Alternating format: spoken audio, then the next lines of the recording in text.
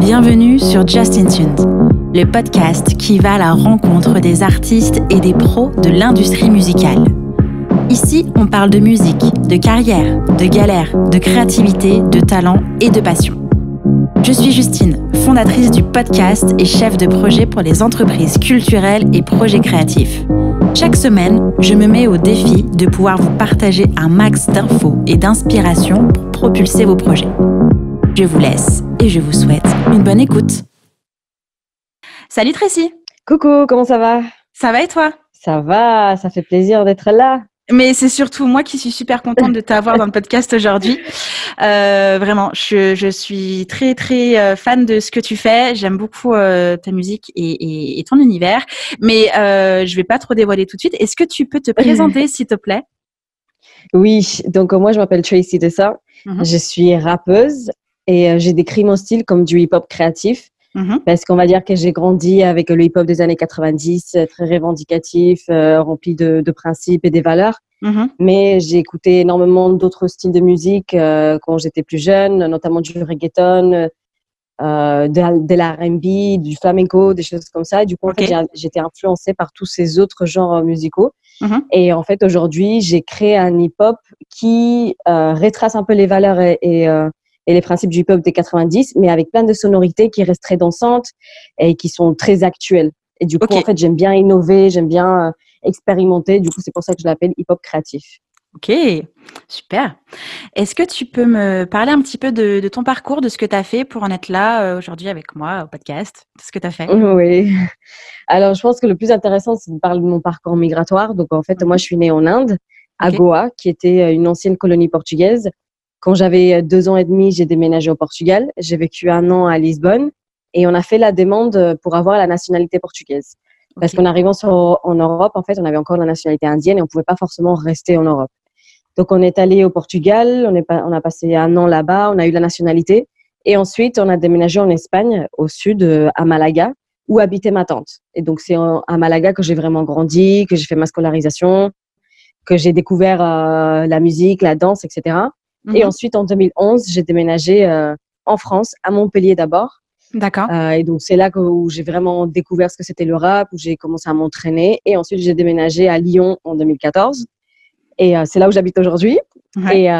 Et voilà, donc c'est ici que je travaille aujourd'hui en tant qu'artiste. D'accord, ok. Mais quand est-ce que tu as commencé la musique dans tout ce parcours, puisque tu as été bercée dans différentes cultures, différents univers? À quel moment la musique est entrée dans ta vie et à quel moment, toi, tu as commencé? En fait, c'est arrivé assez tard. On va dire que la musique a toujours fait partie de ma vie, même quand j'étais petite. Dans ma famille, on écoutait de la musique. Quand on faisait les repas de famille, il y avait toujours quelqu'un qui jouait la guitare. En plus, tu danses? Et moi, j'avais… ouais, et du coup, en fait, la musique faisait partie de ma vie depuis que j'avais 14 ans parce que j'étais vraiment à fond dans la danse. D'accord. Je faisais partie des crews, je faisais des street shows, on faisait des concours chorégraphiques, on était vraiment à fond. Et ensuite, c'est en fait quand j'ai déménagé en 2011 à Montpellier que j'ai commencé à traîner avec des rappeurs. Parce qu'à Malaga, en fait, j'ai traîné beaucoup avec des danseurs, mais il n'y avait pas vraiment des rappeurs. Je ne connaissais pas vraiment cet univers, même si j'écoutais plein de musique, de rap, etc. Et j'ai regardé des documentaires sur le rap, etc. Mais j'étais pas en contact avec des rappeurs. Et en 2011, la scène du Sud, du rap du Sud, tu vois, c'était l'époque de Demi Portion, de C'était le match, et tout ça. Il commençait vraiment à percer, donc ça parlait beaucoup du rap du Sud. Et j'ai commencé à traîner avec des rappeurs et c'est eux qui m'ont dit « Mais vas-y, ça se voit que tu as un petit style et tu connais plein de chansons de rap par cœur. Tu devrais essayer d'écrire. » Et au début, je disais « Non, mais pas du tout, moi, je sais pas écrire. Moi, je danse et c'est ça mon style et c'est ça mon métier, c'est la danse, c'est pas du tout le rap. » Et au fur et à mesure, je me disais, en fait, c'est peut-être le moment de commencer à mettre des mots sur ce que j'avais vécu.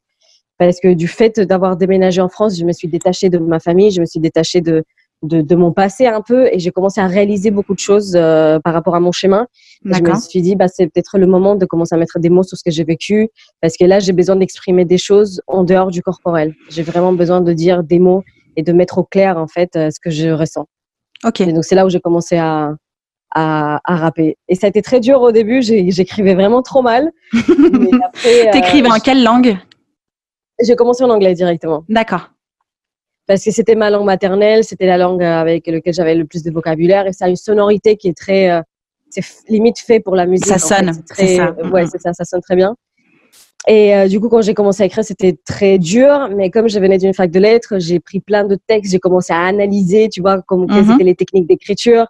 Et j'ai commencé, tu vois, à les répéter pour voir comment ils calaient les syllabes sur le son, comment ils plaçaient le flow, comment ils variaient le flow. Et du coup, j'ai commencé à m'entraîner et c'est parti de là, en fait. Tu regardais c'était quel type de texte sur lesquels tu t'es entraîné? C'était de la littérature ou directement des textes musique, rap? C'était directement des textes de rap. Donc, j'ai regardé beaucoup Lauryn Hill. Lauryn Hill, c'était une des mes principales parce qu'en fait, elle mélangeait déjà le flow avec le texte, la profondeur du texte. Donc, j'ai beaucoup regardé Lauryn Hill. J'ai regardé beaucoup Biggie aussi. J'ai regardé beaucoup Lupe Fiasco. Voilà, c'était les 3 principaux, je pense. Mais ouais, je suis partie de là. Ok. Et on t'encourageait autour de toi parce que, j'imagine qu'il faut avoir déjà l'idée d'aller analyser les textes des autres, mais il faut aussi tenir le coup. Ou c'était vraiment qu'un kiff que tu faisais toute seule, ou c'était difficile à vivre? Bah, on va dire qu'au début, j'en parlais pas trop non plus parce que j'étais pas très forte. Mais il y avait une personne, il s'appelait G-Magic à l'époque. En fait, c'était un rappeur de Montpellier. D'accord. Aujourd'hui, il travaille chez Capitol, c'est un truc de ouf. Mais c'est ce gars-là qui m'a dit, mais vas-y, essaye d'écrire. Et c'est à lui que j'ai montré mes premiers textes et c'est à lui que j'expliquais un peu mon parcours au début. Et lui, il savait aussi que j'étais nulle au début, mais il me disait, vas-y, continue, ça va arriver, continue, voilà. Il m'encourageait et voilà, c'est parti de là. Et j'ai commencé à en parler autour de moi quand j'ai su que j'avais un petit niveau, tu vois, quand j'ai eu un petit niveau pour commencer à faire des open mic et des freestyles et d'aller, tu vois, m'exposer. C'est là où j'ai commencé à parler autour de moi pour avoir un peu de soutien, pour que les gens viennent me voir en open mic, ils me donnent leur retour et des choses comme ça. Mais au début, c'était vraiment, je le gardais pour moi. D'accord. Là, c'était donc 2011-2012 à peu près? C'est ça, ouais. Ok. Donc, tu fais tes premiers textes, tu progresses. À quel moment tu as commencé à faire tes open mic? Je pense que fin 2012, donc j'avais presque 20 ans, hein, c'est tard pour commencer à faire des open mic, mais du coup, ouais, je me suis lancée et on va dire que j'ai pas trop attendu. Quand j'ai su que j'avais déjà un petit niveau, je me suis dit, il faut que je me lance sur la scène parce que sinon, je vais jamais pouvoir savoir en fait sur quoi je dois bosser et tout. Donc, j'ai commencé tout de suite à faire des open mic, à aller dans des trucs où tu pouvais aller faire ta chanson et les gens te donnaient des retours, etc. Donc, j'ai commencé. En fait, je me suis rendu compte aussi qu'en tant que fille, j'avais pas le droit de faire les choses que les garçons faisaient. Les garçons, ils traînaient dehors et ils rappaient entre eux. Tu vois, ils mettaient des prods et ils rappaient entre eux. Tu vois, moi, j'étais pas trop dans ce milieu-là. Je pouvais pas aller m'incruster dans un groupe de gars que je connaissais pas pour commencer à freestyler. Tu vois, il y avait un truc qui me cassait, tu vois, dans ce sens-là. C'est ça. Et du coup, quand j'arrivais aux open mic, j'avais l'impression d'être en désavantage par rapport aux garçons, tu vois, qui passaient la journée à s'entraîner dehors sur leur moto. Et du coup, c'était très dur d'aller prendre le micro et tout, mais je me suis dit qu'il fallait que je bosse ça, qu'il fallait que je bosse ma technique à fond, parce qu'une fois que je prenais le micro, ils allaient me regarder et qu'ils allaient me juger 3 fois plus. Donc, il fallait absolument que j'ai de la technique pour leur montrer qu'en fait, ils n'ont pas à me juger.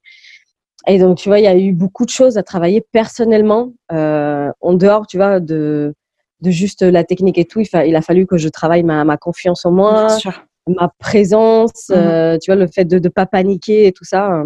Donc, ça a été un chemin assez dur. Est-ce que tu peux raconter un petit peu comment s'est passé, du coup, ce premier open mic, cette première scène, avec qui tu y allais, comment tu as été soutenue, comment ça s'est passé?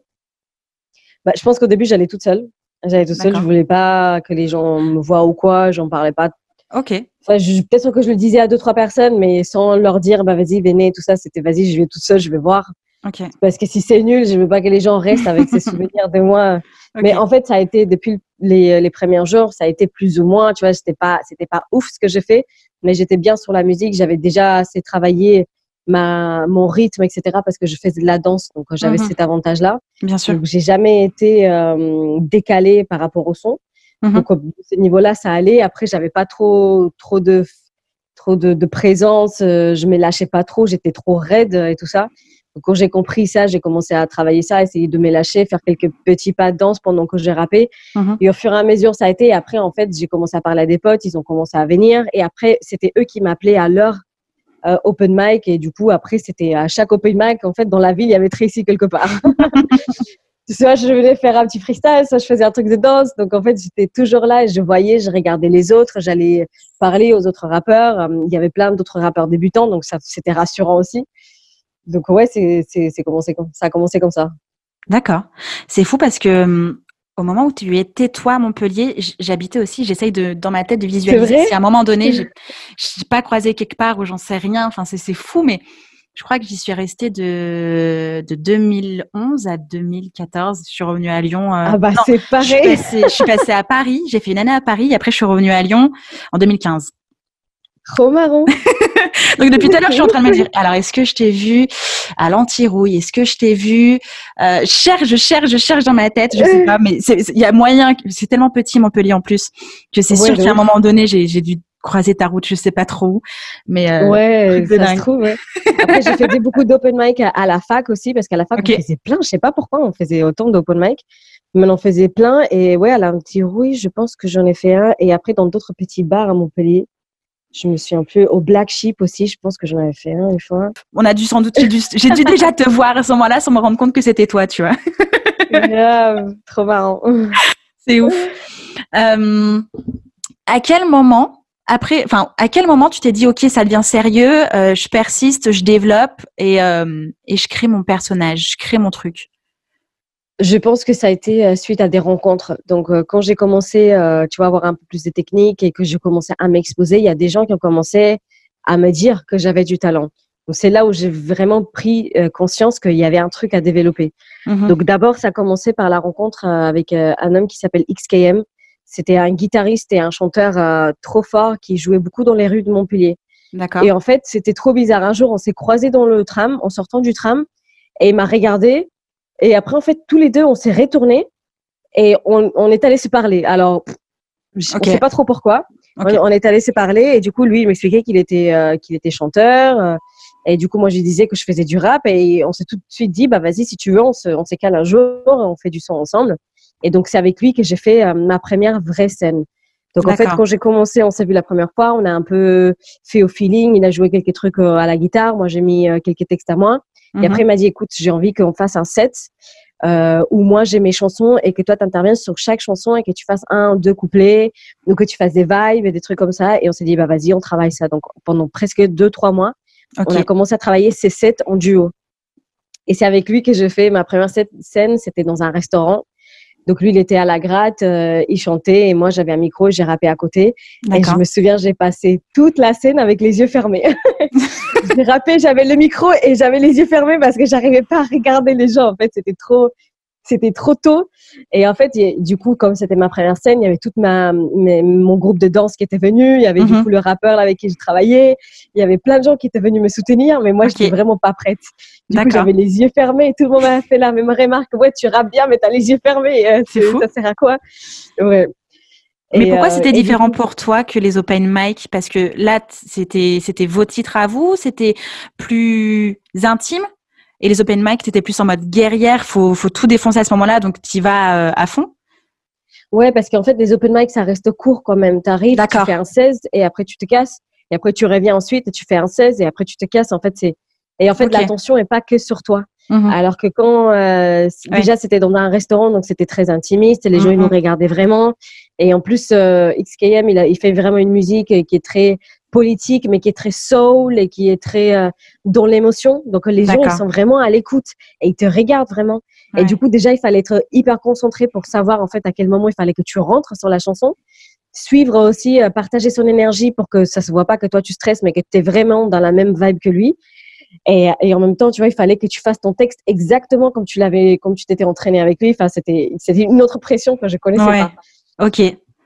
Et du coup, c'était très dur de se lâcher parce qu'en plus, c'était pas un truc enjaillant et dansant, c'était vraiment un truc soul dans l'émotion et tout. Donc, il fallait pas faire n'importe quoi. Et après ça, du coup, tu as eu des bons retours. Comment tu te sentais?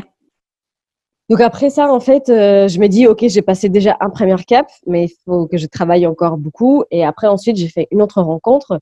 Donc pareil, en fait, un truc qui n'a rien à voir. On m'a invité pour danser dans le clip de quelqu'un.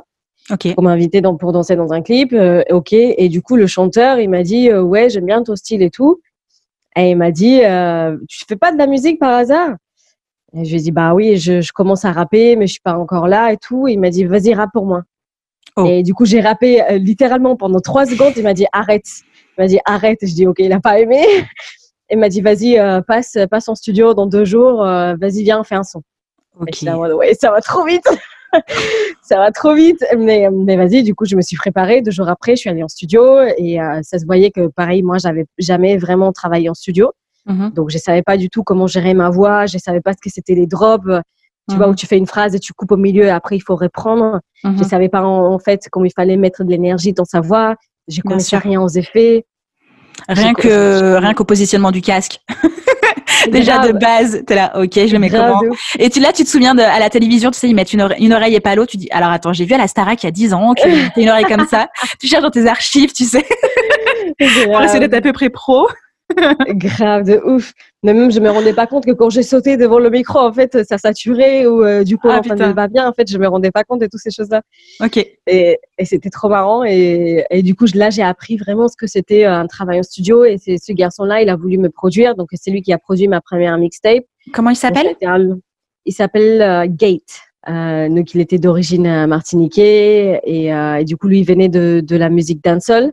Okay. Donc, il m'a apporté, tu vois, cette vibe plus dancehall, plus dansante dans ce sens-là, alors que moi, je venais d'un rap un peu plus boom bap, années 90, même si la trap commençait à arriver et tout, j'étais vraiment dans un truc plus calé sur le boom bap. Et lui, il m'a vraiment dit, en fait, avec ton flow, il y a moyen de grave accélérer tout. Donc, c'est là où j'ai commencé à trouver des variations avec mon flow et à trouver mon fast style. C'est lui qui m'a vraiment poussé à trouver un fast style, en fait. Ok. Donc, tout ça, ça a été grâce à des rencontres. Hein. Si je n'avais pas eu ces rencontres, ça se trouve, aujourd'hui, je ne ferais pas du rap. Et je suis très consciente de ça. Et à chaque fois que je vois ces personnes-là, je leur dis, en fait, parce que c'est ouf comme, en fait, toi, tu crois même pas en toi, mais tu t'es dit qu'il y a un truc, mais les gens, ils croient déjà en toi. Ils voient que tu as un talent. Ils voient, en fait, que tu es un diamant brut et c'est eux qui vont t'aider dans ton développement. Alors que toi, tu vois même pas, tu n'as même pas cette vision encore. C'est juste du kiff. Ouais, c'est juste du kiff. Et ensuite, en fait, tu commences à avoir cette vision et après, tu commences à adapter tout ce qui est autour, ta manière de travailler à cette vision-là. Parce qu'ensuite, après cette mixtape, ensuite, quand j'ai déménagé à Lyon, quand j'ai déménagé à Lyon, je me suis dit, là, ça y est, je suis dans une plus grande ville. Là, il va falloir que je me fasse un nom par rapport à mon rap. Donc là, il faudrait commencer de zéro et je vais le faire bien. Donc, en arrivant à Lyon, c'est quand j'ai vraiment décidé de me mettre à fond dans le rap. D'accord. Entre le moment où tu as commencé à rapper et le moment où tu as enregistré en studio avec Gate, il s'est passé combien de temps? Même pas un an, je pense. Ah ouais, super rapide. Ouais, super rapide, alors que je me dis qu'aujourd'hui, ça va plus vite. Hein. Parce qu'avant, tu vois, il n'y avait pas tout le monde qui avait un mic chez eux. Aujourd'hui, presque tout le monde a un pote qui a un mic chez eux, chez lui. Enfin, mais ouais, aujourd'hui, si tu décides… En termes d'évolution et de structuration et de progression dans le flow, dans les textes, tout ça, enfin, un an, entre le moment où tu as commencé à analyser les textes et le moment où tu as enregistré en studio, enfin, c'est quand même rapide. Une superbe évolution, une progression de ouf. Alors oui, c'est vrai que maintenant, tu peux faire un morceau plus ou moins facilement, avec ton matos, etc. Tu peux plus facilement t'autoproduire. Entre le moment où tu as commencé à rapper et le studio, enfin, moi, je trouve que c'est une progression de dingue. Ouais, franchement, c'est vite maintenant que j'y pense et maintenant que tu le dis, mais en même temps, j'avais l'impression que j'avais tellement de retard par rapport aux autres parce qu'en fait, aujourd'hui, même à l'époque, tu avais des rappeurs qui rappaient depuis qu'il avait 6 ans, en fait. Et donc, moi, j'avais 15 ans de retard par rapport à ces gens-là. Donc, j'avais l'impression que je devais travailler 3 fois plus pour rattraper le retard. Et donc, en fait, il fallait pas que je perde du temps. Donc, en fait, pour moi, une fois qu'il m'a proposé le studio, j'ai pas pu dire non parce que c'était OK, bah, ça fait partie du chemin et ça sera pas ouf la première fois, mais tu vas apprendre à le faire et ça fera partie de ta progression aussi, en fait. Pour moi, quand une opportunité arrive, faut savoir la prendre. Oui, bien sûr. Peut-être que toi, tu te sens pas prête, mais en fait, ça va te montrer en fait sur quoi il faut que tu travailles. OK. Pourquoi tu es arrivée à Lyon? Alors, j'ai déménagé à Lyon pour faire mon master. Donc, en fait, à Montpellier, je faisais une licence en sciences du langage. OK. C'est le truc où aujourd'hui, je me demande pourquoi j'ai fait ça. et en fait, en arrivant sur Lyon, en fait, j'avais postulé, je savais pas trop ce que je voulais faire. J'avais postulé pour plusieurs masters de plein de trucs différents, en fait. Et j'avais été prise en master à Lyon sur un master d'études de genre pour travailler sur l'égalité homme-femme. Donc, c'était une question qui m'intéressait déjà, mais je connaissais pas grand-chose. Imagine-toi, dis-toi qu'à l'époque, je disais que j'étais pas féministe. Donc, je savais pas trop ce que ça voulait dire le féminisme. Et en arrivant sur Lyon, j'ai pris une grosse claque. Et je me suis dit, ah ouais, ok, c'est ça le féminisme. Et là, je me suis rendu compte en fait de tout le travail qui avait été fait, tout le travail académique sur le terrain, tout le travail politique qui avait été fait pour qu'aujourd'hui, nous, on puisse avoir des droits et des libertés. Absolument. Et c'est là où je me suis dit, bah écoute, il faut absolument que j'intègre ça dans ma musique. Ok. Donc, par quoi tu as commencé quand tu arrives à Lyon? Parce que tout à l'heure, tu disais qu'il fallait que tu recrées ton nom, que tu réintègres un réseau, etc. Tu as commencé par quoi? Et bah, c'est trop marrant parce que je suis arrivée sur Lyon et la première chose que j'ai fait, c'est taper sur Google Lyon hip-hop. Et du coup, je suis tombée sur une page parce qu'il existe à Lyon un agenda qui s'appelle Lyon hip-hop. Où en fait, c'est un agenda qui retrace tous les événements hip-hop sur Lyon et les villes autour, en fait, Vénissieux, tout ça, etc. Et du coup, en fait, j'ai contacté la personne qui gérait ça. En fait, j'ai envoyé un message sur le site. Et en fait, la personne qui gérait ça, c'était un DJ. Et c'est lui qui m'a dit, bah écoute, c'est trop marrant. Moi, je suis DJ, t'inquiète, je connais plein de gens. En plus, je suis photographe, je vais à tous les événements. Donc, vas-y, viens chez moi. On se boit un coup, on mange ensemble et on discute. Et au début, j'étais un peu OK parce que, tu sais, quand t'es une fille, il faut faire très attention à… Oui, viens chez moi, on boit un coup et on discute, tu dis OK. Donc, normalement, je dis toujours, viens, on se voit dans un bar parce que c'est moins intimidant. Mais là, je me suis dit, bon, écoute, là, j'ai rien à perdre, vas-y, j'y vais. Donc, je suis allée et heureusement, tu vois, lui, il habitait avec 6 colocs, un truc comme ça. Donc, on était 1000 dans l'appart. Et ça s'est super bien passé. Du coup, lui, il m'a donné plein de contacts, il m'a parlé de plein de gens. Et en fait, à la fin, on a fait une vidéo où lui, il scratchait et moi, je rappais sur son scratch. Donc, cette vidéo, elle a un peu tourné. Et en fait, c'est lui qui m'a ouvert plein de portes parce que du coup, il m'a parlé de tous les événements, tous les lieux auxquels il fallait que j'y aille. Et ensuite, en fait, il m'a parlé d'une structure qui existait sur Vent-Velin, qui s'appelait Fedevo, qui faisait des événements pour promouvoir le hip-hop et les jeunes artistes sur Vent-Velin et d'autres. Et en fait, qu'il y avait plusieurs événements du style tremplin, mise en avant des filles, battle de danse, etc. Donc, je suis allée à un des concerts qui s'appelait Star Intensité à l'époque. C'était au CCO des Villeurbanne. Et je suis allée là-bas et du coup, là, j'ai rencontré encore des rappeurs. C'est là où j'ai rencontré en fait mes meilleurs amis d'aujourd'hui. C'est ouf quand j'y repense. Mais là, j'ai fait plein de contacts et j'ai rencontré un gars qui a voulu être mon manager à l'époque. Qui m'a mis directement dans le milieu un peu underground parce que du coup, lui, il venait d'un hip-hop très à l'ancienne. Et donc, en fait, il m'a mis en contact avec tous les anciens rappeurs de Lyon. Après, mon parcours avec lui, ça s'est pas très bien passé. On n'était pas très sur la même longueur d'onde. Moi, j'avais une vision plus ouverte sur mon rap. Et lui, il voulait vraiment que je reste dans ces trucs très old school. Et il voulait pas trop que j'aille vers le mainstream. Et après, c'était quelqu'un qui était très désorganisé, alors que moi, je me retrouvais limite à être sa manageuse à lui. Tu vas lui dire, bah écoute, là, je vais démarcher ça. Là, j'ai cette idée-là. Là, je pense qu'il faudrait qu'on contacte cette personne. Et vas-y, là, j'ai calé un rendez-vous là. Vas-y, la semaine prochaine, on a 5 rendez-vous. Tu viens ou pas? Tu vois, et au fur et à mesure, je me suis rendu compte qu'en fait, lui, il faisait rien pour moi. Et que j'avais qu'en fait, tu gérais déjà tout toute seule. C'est ça, que j'avais pas du tout besoin de lui. Ensuite, on a eu d'autres soucis. Il avait beaucoup de photos à moi qu'il m'a jamais donné. Il me devait de l'argent. Enfin, ça s'est très mal passé. Il y avait beaucoup de chantage affectif. Pour lui, c'était lui qui m'avait créé. Si j'étais là, c'était grâce à lui. Tu vois, c'était plein de manipulations comme ça. Ça s'est très mal passé. Et du coup, moi, j'ai dû voir un avocat et tout pour pouvoir me détacher de lui. Parce qu'il y avait un contrat entre vous? Ouais, on avait fait un contrat et en plus, ce contrat, il me l'avait fait signer qu'avant une date, en fait, une date où on a été très bien payé. Il m'avait fait signer ce contrat et moi, à l'époque, je connaissais rien, tu vois. Et du coup, je l'avais signé vite fait, mais le contrat, il était bidon. Donc, c'est pour ça qu'avec avec mon avocat, on a pu dire, bah, en fait, là, il peut pas dire ça, il n'a pas le droit de dire ça. Donc, le contrat, il est plus valable parce qu'en fait, tout ça, ces points-là, en fait, ils peuvent pas, voilà, ils étaient hors cadre. Donc, en fait, du coup, j'ai pu me détacher de lui, mais ça m'a pris beaucoup de temps après pour pouvoir me remettre de ça. Parce que j'imagine qu'au niveau de l'énergie, c'est chaud. Voilà, de l'énergie. Et du coup, tu fais confiance à une personne et tu partages, en fait, ta vie, parce que du coup, tu partages des choses personnelles aussi avec cette personne et tu lui montres ta vision, en fait, ta vision de carrière que tu as et tu mets toute ton espoir sur cette personne. Et cette personne, elle s'est fait des coups sous le dos. Enfin, c'était un peu dur. Mais ensuite, j'ai compris que maintenant, il fallait que moi, je me renseigne sur le booking, qu'il fallait que je me renseigne sur le marketing et qu'il fallait que je sache, en fait, ce qu'une équipe doit faire avant d'avoir des gens dans mon équipe. Pour qu'après, je puisse pour mieux comprendre. Surveiller. Voilà, que je puisse comprendre ce qu'ils doivent faire et surveiller, en fait, s'ils le font bien ou pas. Ok. Et donc, tu as commencé par quoi pour te renseigner et mieux comprendre tous ces fonctionnements?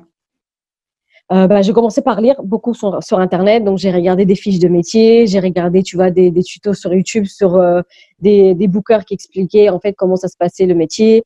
J'ai regardé beaucoup de choses sur les réseaux sociaux, comment développer les réseaux sociaux, comment faire en sorte que les réseaux sociaux soient un peu ta vitrine, des trucs comme ça. Okay. Et ensuite, j'ai commencé à travailler avec Bizarre à Vénissieux. Donc, en fait, j'ai participé, pareil, à un open mic où c'était un battle, je pense. J'avais fait un battle avec eux que j'avais gagné. En fait, c'était un autre rappeur qui avait gagné, mais en fait, le prix, c'était un enregistrement de 2 titres chez Bizarre. Et en fait, cette personne-là avait déjà un studio, donc il m'a donné le prix à moi. Donc, moi, j'avais été jusqu'à la demi-finale. Mais du coup, quand lui, il a gagné, il m'avait dit, moi, je veux donner mon prix à Tracy. Et du coup, j'ai découvert Bizarre par rapport à ça. Et en fait, quelques mois plus tard, ils m'ont appelé parce qu'ils mettaient en place pour la première année un accompagnement, un système d'accompagnement qui s'appelait le plan B. Okay. Et en fait, c'était un accompagnement sur 1 an où en fait les artistes avaient droit à utiliser les salles de répétition. Et en fait, il y avait des ateliers ponctuels sur, par exemple, les droits d'auteur, sur ce que c'est d'avoir une équipe, sur comment devenir professionnel en tant qu'artiste et des trucs comme ça. Donc, avec cette formation-là, j'ai découvert plein de choses, tu vois, sur mes droits par rapport à la SACEM, les royalties, tu vois, ou comment démarcher, comment, par exemple, quand je vais voir, quand je rencontre des pros, comment vraiment leur démarcher mon projet, comment aller chercher les informations dont j'avais besoin, des choses comme ça.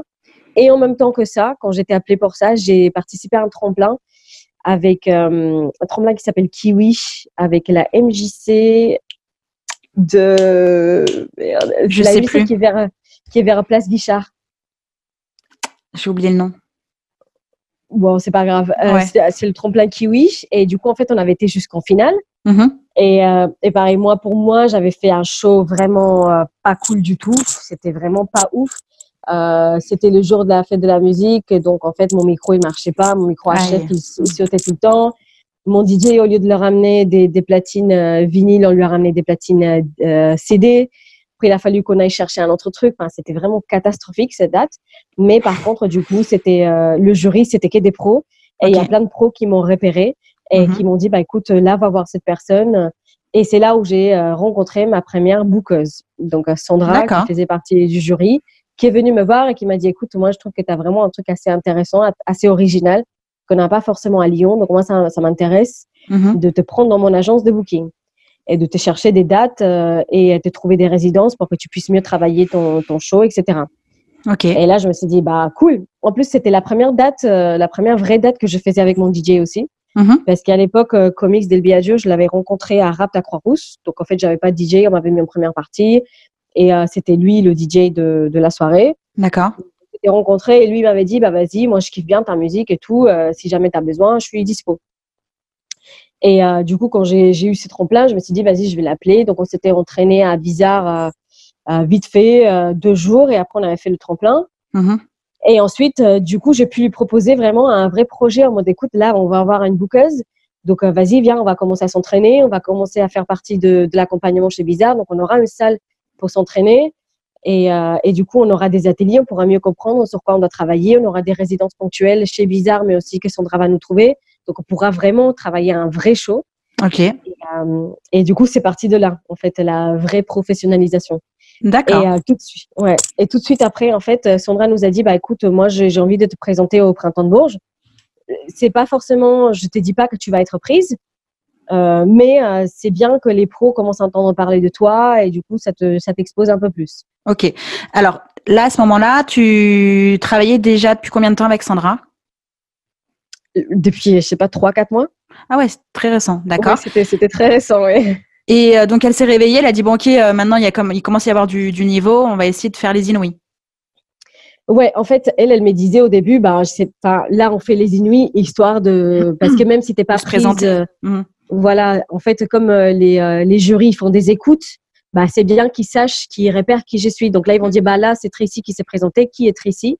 Les gens autour de la table vont parler de qui je suis. Et après, en fait, ces pros, ils vont pouvoir m'identifier quand ils me voient sur une affiche ou autre.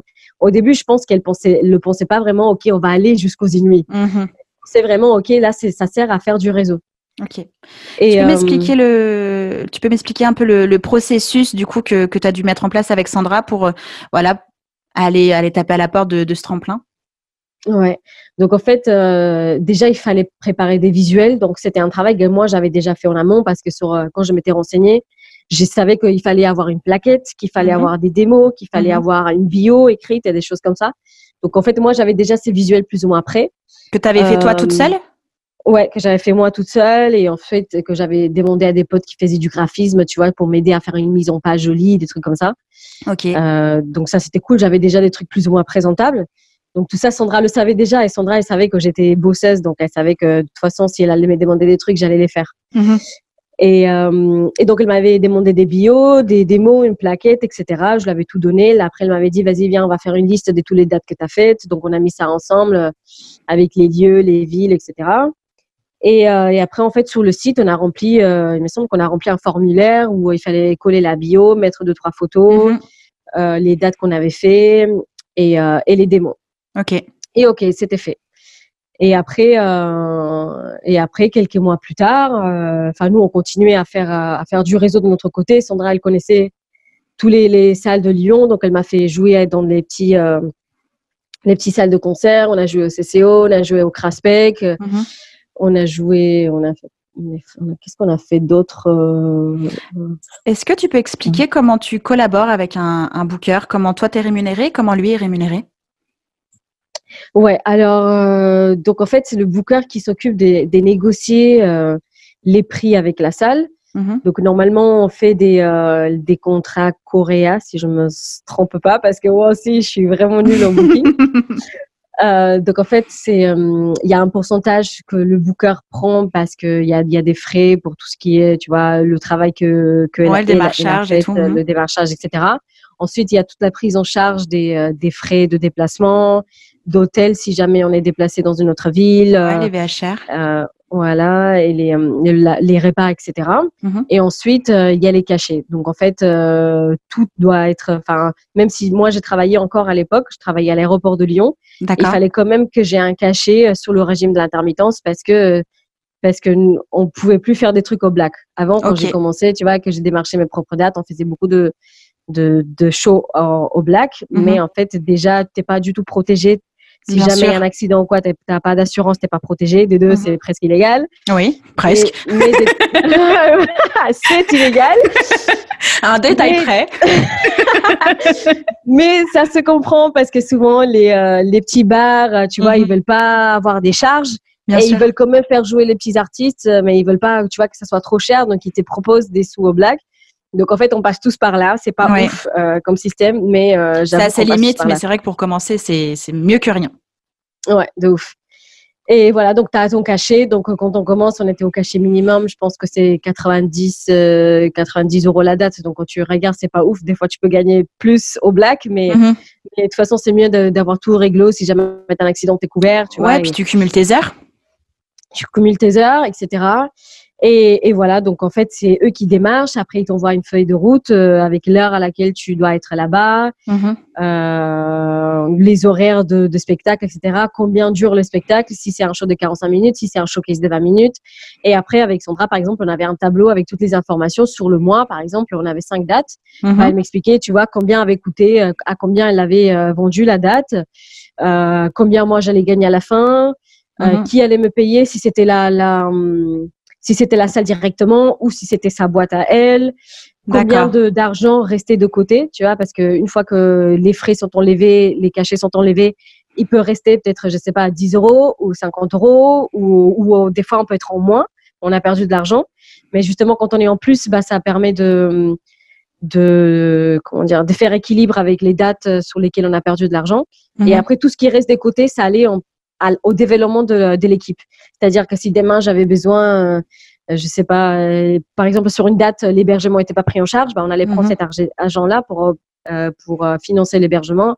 Ou si demain, on avait besoin d'un shooting, ou si demain, on avait besoin, je sais pas, de payer des dates des heures de répète, on allait prendre cet argent-là et le réinvestir dans l'équipe, en fait. D'accord. Dans le projet. Ok. Mais toi, tu avais déjà plus de manager à ce moment-là. Tu étais toute seule avec Sandra et ton DJ. Voilà, c'est ça. Et en fait, Sandra, du coup, est devenue ma manageuse. Bah oui. Finalement, c'était ce que j'allais dire. Qui démarchait le projet. Donc, elle était manageuse et bookeuse. Ok. Double casquette. Comment fonctionnait la relation avec elle, puisque le manager prend jusqu'à 15% de tout ce que toi tu touches. Comment ça se passait pour la répartition au niveau de son pourcentage en tant que bookeuse? Comment c'était partagé son rôle de bookeuse et de manager? On va dire qu'au début, on s'était pas trop posé la question parce qu'on gagnait presque pas d'argent en fait. Et il y avait pas, même si je voulais lui donner 15%, en fait, il y avait pas vraiment d'argent pour qu'elle prenne les 15%. Une fois que tout le monde était payé, il y avait presque rien. Donc, en fait, au début, elle prenait, par rapport à son pourcentage de booking, et je pense qu'elle prenait un petit plus pour combler le fait qu'elle faisait du management aussi. Mais après, en fait, elle savait que moi, je bossais de ouf. Donc, ça lui faisait plaisir aussi d'être investie dans ce projet parce qu'elle savait qu'elle travaillait pas pour rien. Et en fait, j'ai travaillé autant qu'elle, on va dire, même si elle démarchait, du coup, elle avait le réseau que j'avais pas, etc. À chaque fois qu'elle demandait un truc, moi, j'étais au taquet, j'étais là, je lui donnais le contenu dont elle avait besoin, je lui donnais la matière. Et ensuite, en fait, on s'était calé sur un truc plus tard, c'est-à-dire on va attendre 1 an et l'année d'après, on va voir tout l'argent qu'on a mis de côté. À partir de là, elle prendra son pourcentage. On s'était calé sur un truc à long terme parce qu'à court terme, sur les dates, ça servait à rien qu'elle prenne 3 centimes. Bien sûr. Dates. Donc, on s'était vraiment dit à long terme, OK, on va regarder dans 1 an combien d'argent on a de côté. Après, tu prendras ton pourcentage par rapport à ça. Donc, on s'était vraiment calé sur ça. D'accord. Et le début d'une nouvelle collaboration avec un nouveau manager, vu ton ancienne aventure, t'étais sur la réserve ou t'y allais petit à petit? Comment t'as réussi à avoir confiance et à dire, OK, maintenant, tu peux être ma manager, je me sens bien, etc. Ça a été un peu compliqué au début, mais pas trop parce qu'en fait, ça m'a fait grave plaisir de travailler avec une femme. Okay. Ça semble complètement con, mais en fait, on a appris les femmes à travailler d'une certaine façon. On est beaucoup plus scolaire, on écrit tout, on a des comptes rendus tout le temps. Et du coup, on a toujours des listes, des choses à faire. Donc, pour moi, tout était clair, en fait. Il n'y avait pas de zone de flou. En fait, nous, quand on avait un rendez-vous, on partait toutes les deux avec une liste des choses à faire. Donc, en fait, moi, c'était clair. Je savais ce qu'elle avait à faire. Donc, après, je pouvais retourner sur cette liste. Et j'avais même pas besoin de lui dire, est-ce que tu as fait ça, tu as fait ça? Nous, quand on s'appelait, des fois, on passait 1 heure au téléphone. Elle me disait, OK, point 1, là, ça s'est fait, mais en fait, finalement, ça va pas avoir lieu. Ça, en fait, c'est en cours, mais j'ai pas la réponse de cette personne. Ou ça, OK, c'est bon, là, c'est validé, c'est confirmé. Et en fait, j'avais tout le temps des réponses, même si c'était OK, là, c'est pas encore là, ou c'est en cours. Il n'y avait pas de zone d'ombre. Voilà, je savais plus ou moins où on était placé, en fait, où je pouvais me positionner par rapport à ces trucs de refait. Pour moi, c'était transparent, c'était clair. Il n'y avait pas d'histoire de concurrence, il n'y avait pas d'histoire de toi, t'es mieux que moi, rien. En fait, c'était hyper pro. Et en fait, à chaque fois que je rencontrais des bookers sur une date ou quoi, tout le monde me disait, ouais, Sandra, elle est trop gentille, elle est trop forte et tout. Elle est trop cool comme meuf. Et donc, en fait, moi, ça me rassurait aussi, tu vois. Okay. De dire, OK, c'est cool. En fait, je sais qu'elle bosse bien, tout le monde la kiffe. Donc, il n'y a pas de mauvaises vibes ni des trucs comme ça. OK. Donc, tout était clair, quoi. OK, cool. Tu as eu la réponse pour le printemps de Bourges, tu nous racontes? Oui, donc je me souviens, j'étais en soirée et elle m'appelle, je sais pas, il était 10h du soir, un truc comme ça. Elle me dit, écoute, Tracy, j'ai un truc à te dire, mais il faut vraiment pas trop avoir d'espoir et tout. Mais tu as été prise pour les finales, comment on appelle ça? Des Inuits? C'était pas la finale des Inuits, c'était les finales régionales. Ah voilà. Oui, c'est vrai, il y a ça avant. Oui, oui. Voilà, c'est les finales régionales, donc je devais jouer à Grenoble.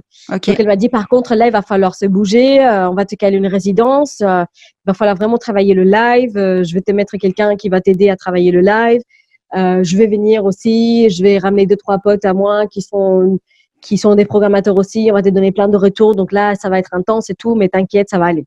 Ok. Et j'étais là, vas-y, je suis prête. Et même si, au fond de moi, je me disais, je suis peur de prête. rien. C'est ça. Au fond de moi, j'étais en train de paniquer, mais je disais, t'inquiète, je suis prête. Donc, on a bossé ça. C'était intense, c'était dur. On a fait la finale régionale et c'était super, super bienveillant. Les gens, ils étaient à fond. Et c'était trop bien. J'ai rencontré plein d'autres artistes, tu vois. C'était un peu de pression parce que on jouait devant un public, mais dans le public, il y avait quand même un jury, il y avait plein de professionnels, il y avait plein de Bien programmateurs de la région, etc. Donc, il fallait un peu de pression. Mais du coup, nous, on a essayé de passer un bon moment et tout. Et en fait, je faisais tellement un style qui était particulier avec un rap très, très vite et tout que les gens, tu vois, et ça les surprenait quand même, tu vois. Ouais, ça marquait. Et du coup, on a eu des super bons retours, trop bien et tout. Mais moi, dans ma tête, je me suis dit, OK, ça arrive jusqu'à là. Sandra, pareil, m'a dit, écoute, j'ai eu des super bons retours. Je pense que ça va le faire, mais je sais pas trop parce que c'est trop tôt dans le projet, tout ça. On va voir. OK, bah écoute, on continue. Nous, on continue à faire nos petites dates dans les petites villes, etc. On continue à travailler, nous, sur nos sons. Je continue à travailler mon style. Je continue à faire mes trucs et tout. Tu avais des sons en ligne à ce moment-là aussi? Tu avais des sons que tu avais mis en stream? Très peu. J'en avais 2 ou 3. J'avais très peu. Et en plus, ils n'étaient pas de super, super bonne qualité. D'accord. Et voilà. Et ensuite, voilà, quelques mois après, elle m'appelle, elle me dit, bah écoute, ça y est, on passe en finale des Unis. Donc tu joues à Bourges. Et là, c'est en mode, waouh. Du coup, là, pareil, intense. On refait une résidence, il faut retravailler les trucs, il faut créer une équipe. Donc, on avait pris un ingé son. Là, il fallait, tu vois, travailler les trucs à fond. Il fallait faire un shooting photo pour avoir des nouveaux visuels. Donc, du coup, j'ai dû aller démarcher des marques. Donc, il y avait une styliste avec qui j'ai travaillé qui était très, très forte et qui connaissait très bien mon style. Donc, je lui ai demandé à elle de me prêter des vêtements pour le shooting.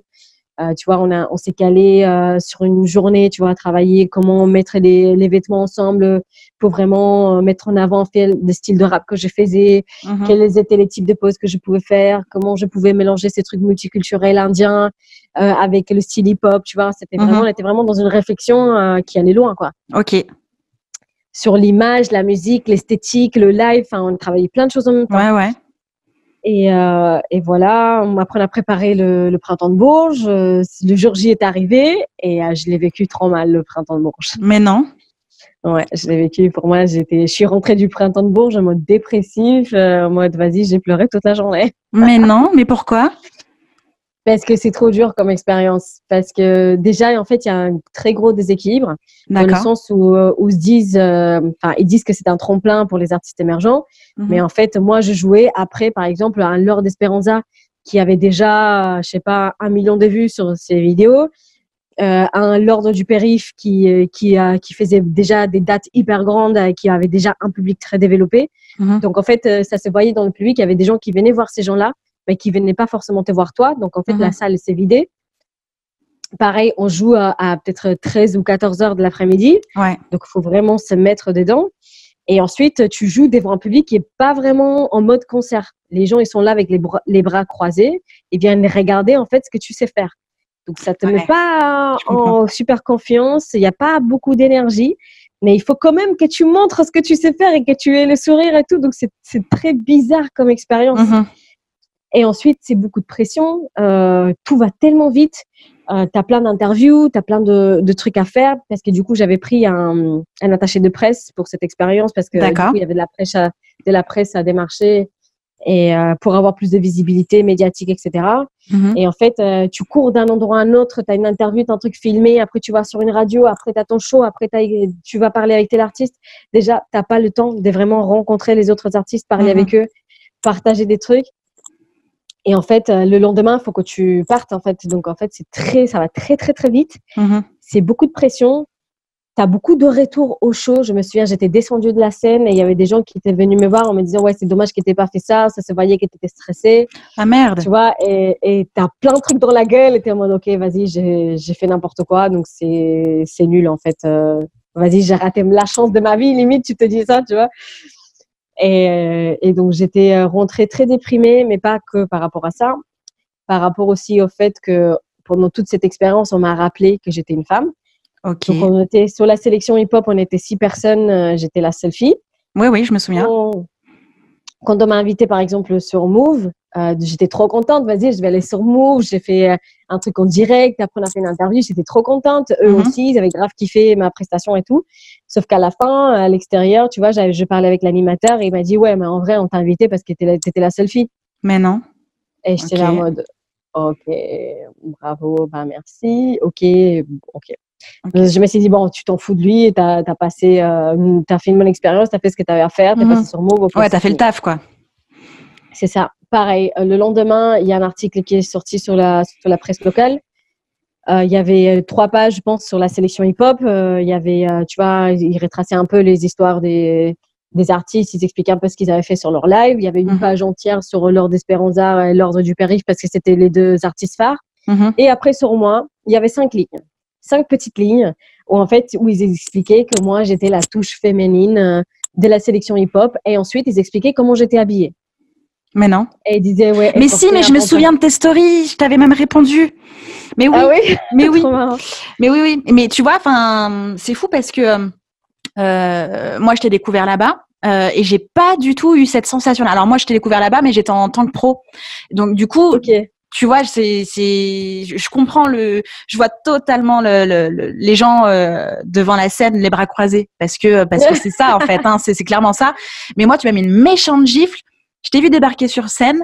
Je me suis dit, c'est qui cette meuf? Je suis allée sur Insta. Je dis, mais en plus, elle est lyonnaise. Donc, j'étais de Lyon. Je le suis toujours. La mêlant, mais trop. Et je me suis placée devant et j'en ai pris, mais genre plein la gueule. L'autre jour, je regardais mes archives. J'ai encore mes archives story.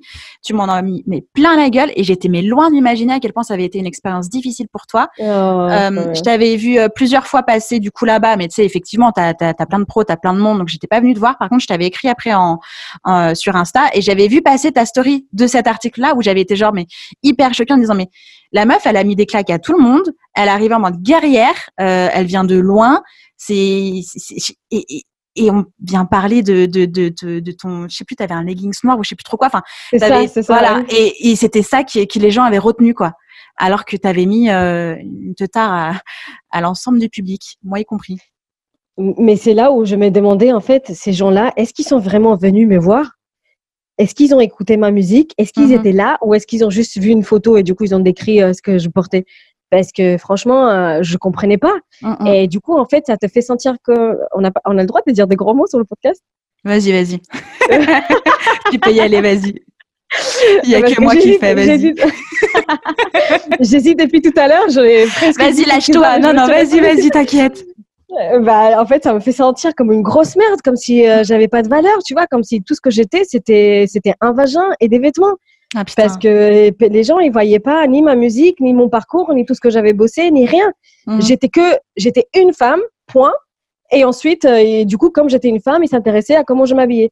Enfin, il y a zéro profondeur dans ça. Et du coup, je me disais, il y a vraiment du taf à faire. Déjà, c'est pas normal que sur une sélection hip-hop, il y ait qu'une femme sur 6. Absolument.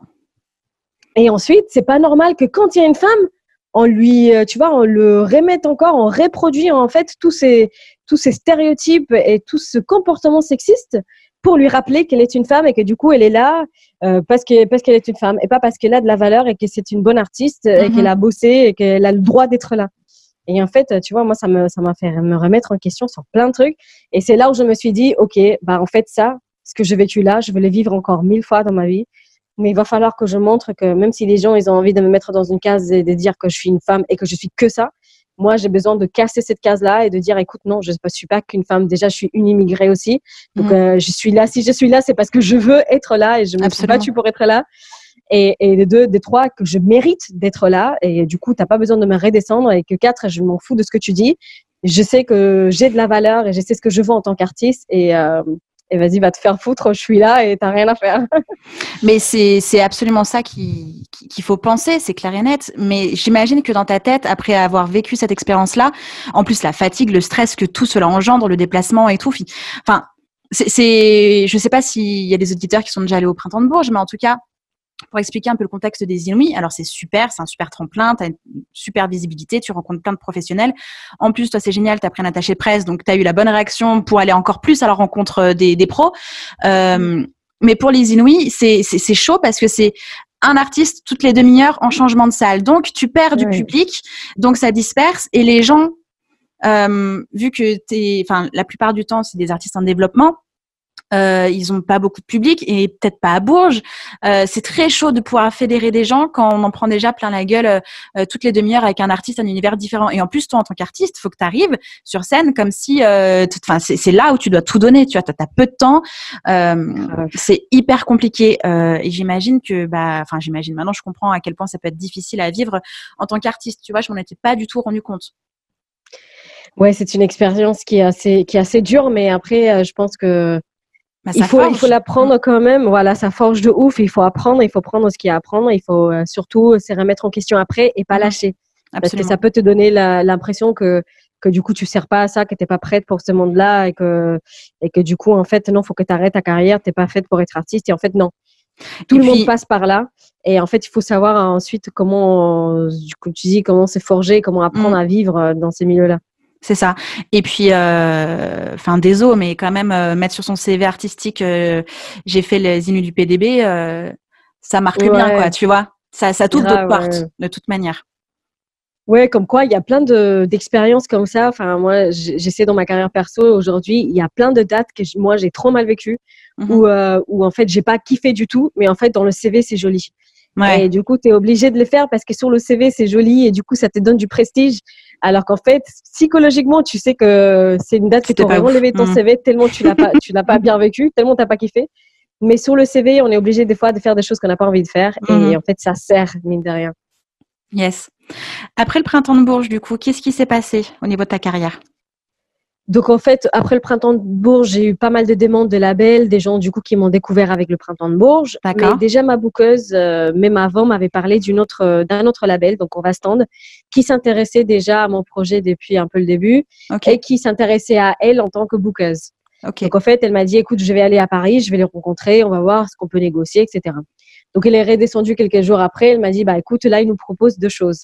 C'est de te signer, toi, dans le label en tant qu'artiste en développement et de vraiment te produire à 360 degrés, c'est-à-dire qu'il s'occupe de tout, de la production, du développement, du marketing, comme du booking.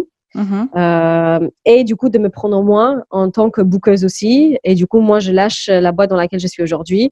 Et du coup, je continue à être ta bookeuse et ta manageuse, mais au sein de ce label-là. Et je me suis dit, écoute, c'est tout bénef en fait.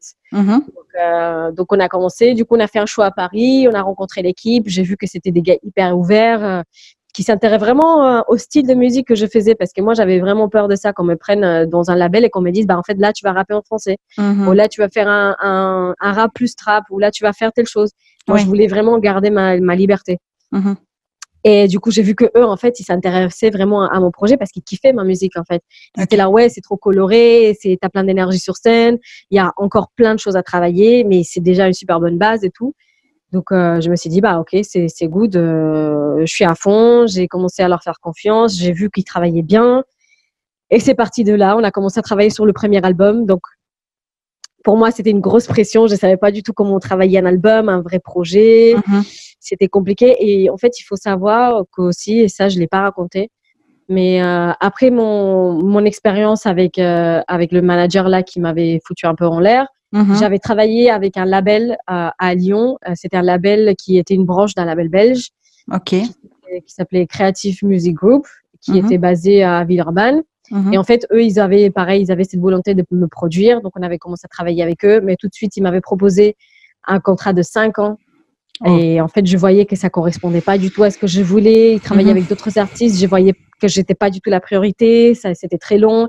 Et en plus, ils voulaient vraiment que je fasse des trucs plus commerciaux. Ils me disaient que mon rap était trop agressif, que je devais essayer des trucs un peu plus féminins, tu vois, plus chantonnés, plus mélodiques.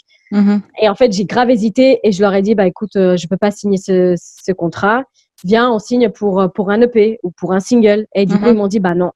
Non, parce que ça veut dire que du coup, toi, tu es dans l'intention de signer dans un autre truc après. Et nous, pourquoi on va investir sur toi pour un EP, un single, si après tu vas te casser chez quelqu'un d'autre? Et du coup, en fait, on a arrêté de travailler complètement. En fait, tous les sons que j'avais fait avec eux, du coup, ça a été mis de côté, c'est jamais sorti. D'accord. Et du coup, Mais pour moi, c'était... ils étaient en possession du coup des titres et des masters, ou toi, tu les avais récupérés quand tu as arrêté de bosser avec eux? non, c'était eux, ils étaient propriétaires des masters. Ok.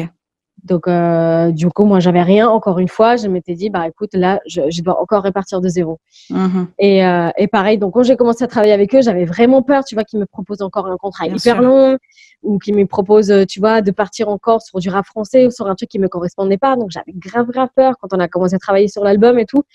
Mais j'ai vu qu'au contraire, non, ils étaient vraiment à mon écoute. C'était, vas-y, c'est toi qui décides de quoi tu veux parler. Ils me proposaient plein de sons. Ils me disaient, bah, vas-y, toi, cherche des beatmakers, tout ça.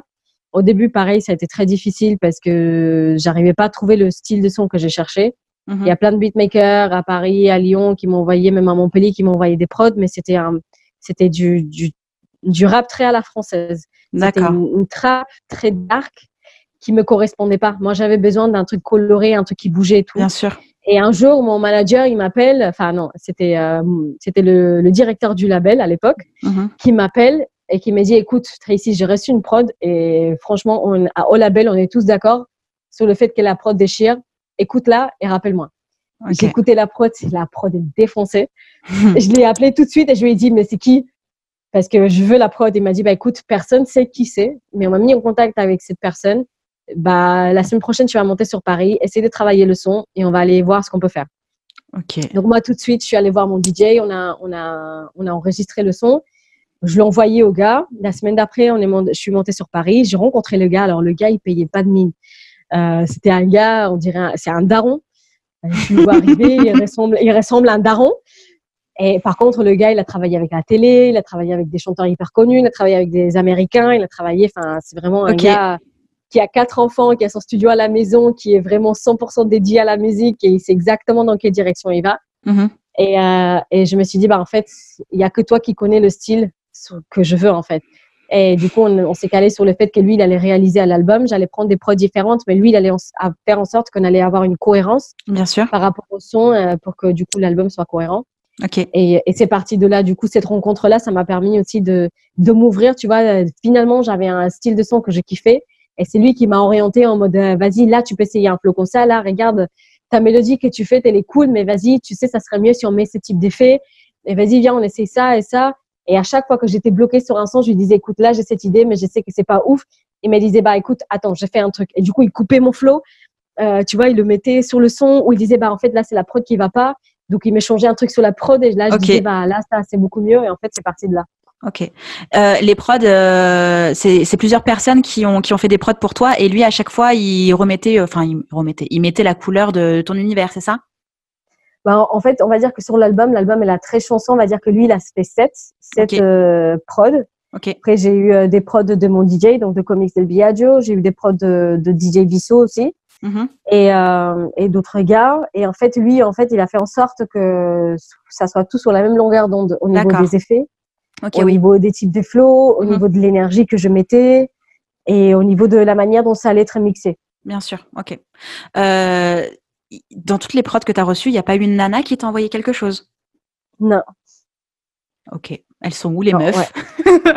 Bah, en Ok. fait, il y en a, mais pareil, en fait, on est dans des cercles différents et même si plusieurs fois, moi, j'ai mis sur mes stories en mode s'il y a des meufs productrices, n'hésitez pas à m'écrire et tout ça parce que moi, je me fais un kiff à travailler avec une meuf. Mhm. Mais je sais pas, soit on n'est pas dans les mêmes cercles, soit C'est pas le même je sais univers de pas. toute manière, peut-être.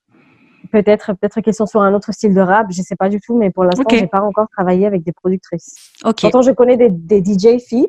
Mhm. Pareil, ça, c'est des remarques qu'on m'a fait beaucoup parce que moi, quand j'ai commencé à tourner beaucoup dans des milieux féministes, Mhm. des festivals underground super féministes. Et on me faisait la remarque pourquoi est-ce que tu travailles avec un DJ homme? Mhm. Pourquoi tu travailles pas avec une DJ fille? Déjà, je leur disais que c'était mon choix. Mhm. Tu vois, c'est pas parce que j'étais féministe que je devais absolument tout le temps travailler avec des femmes.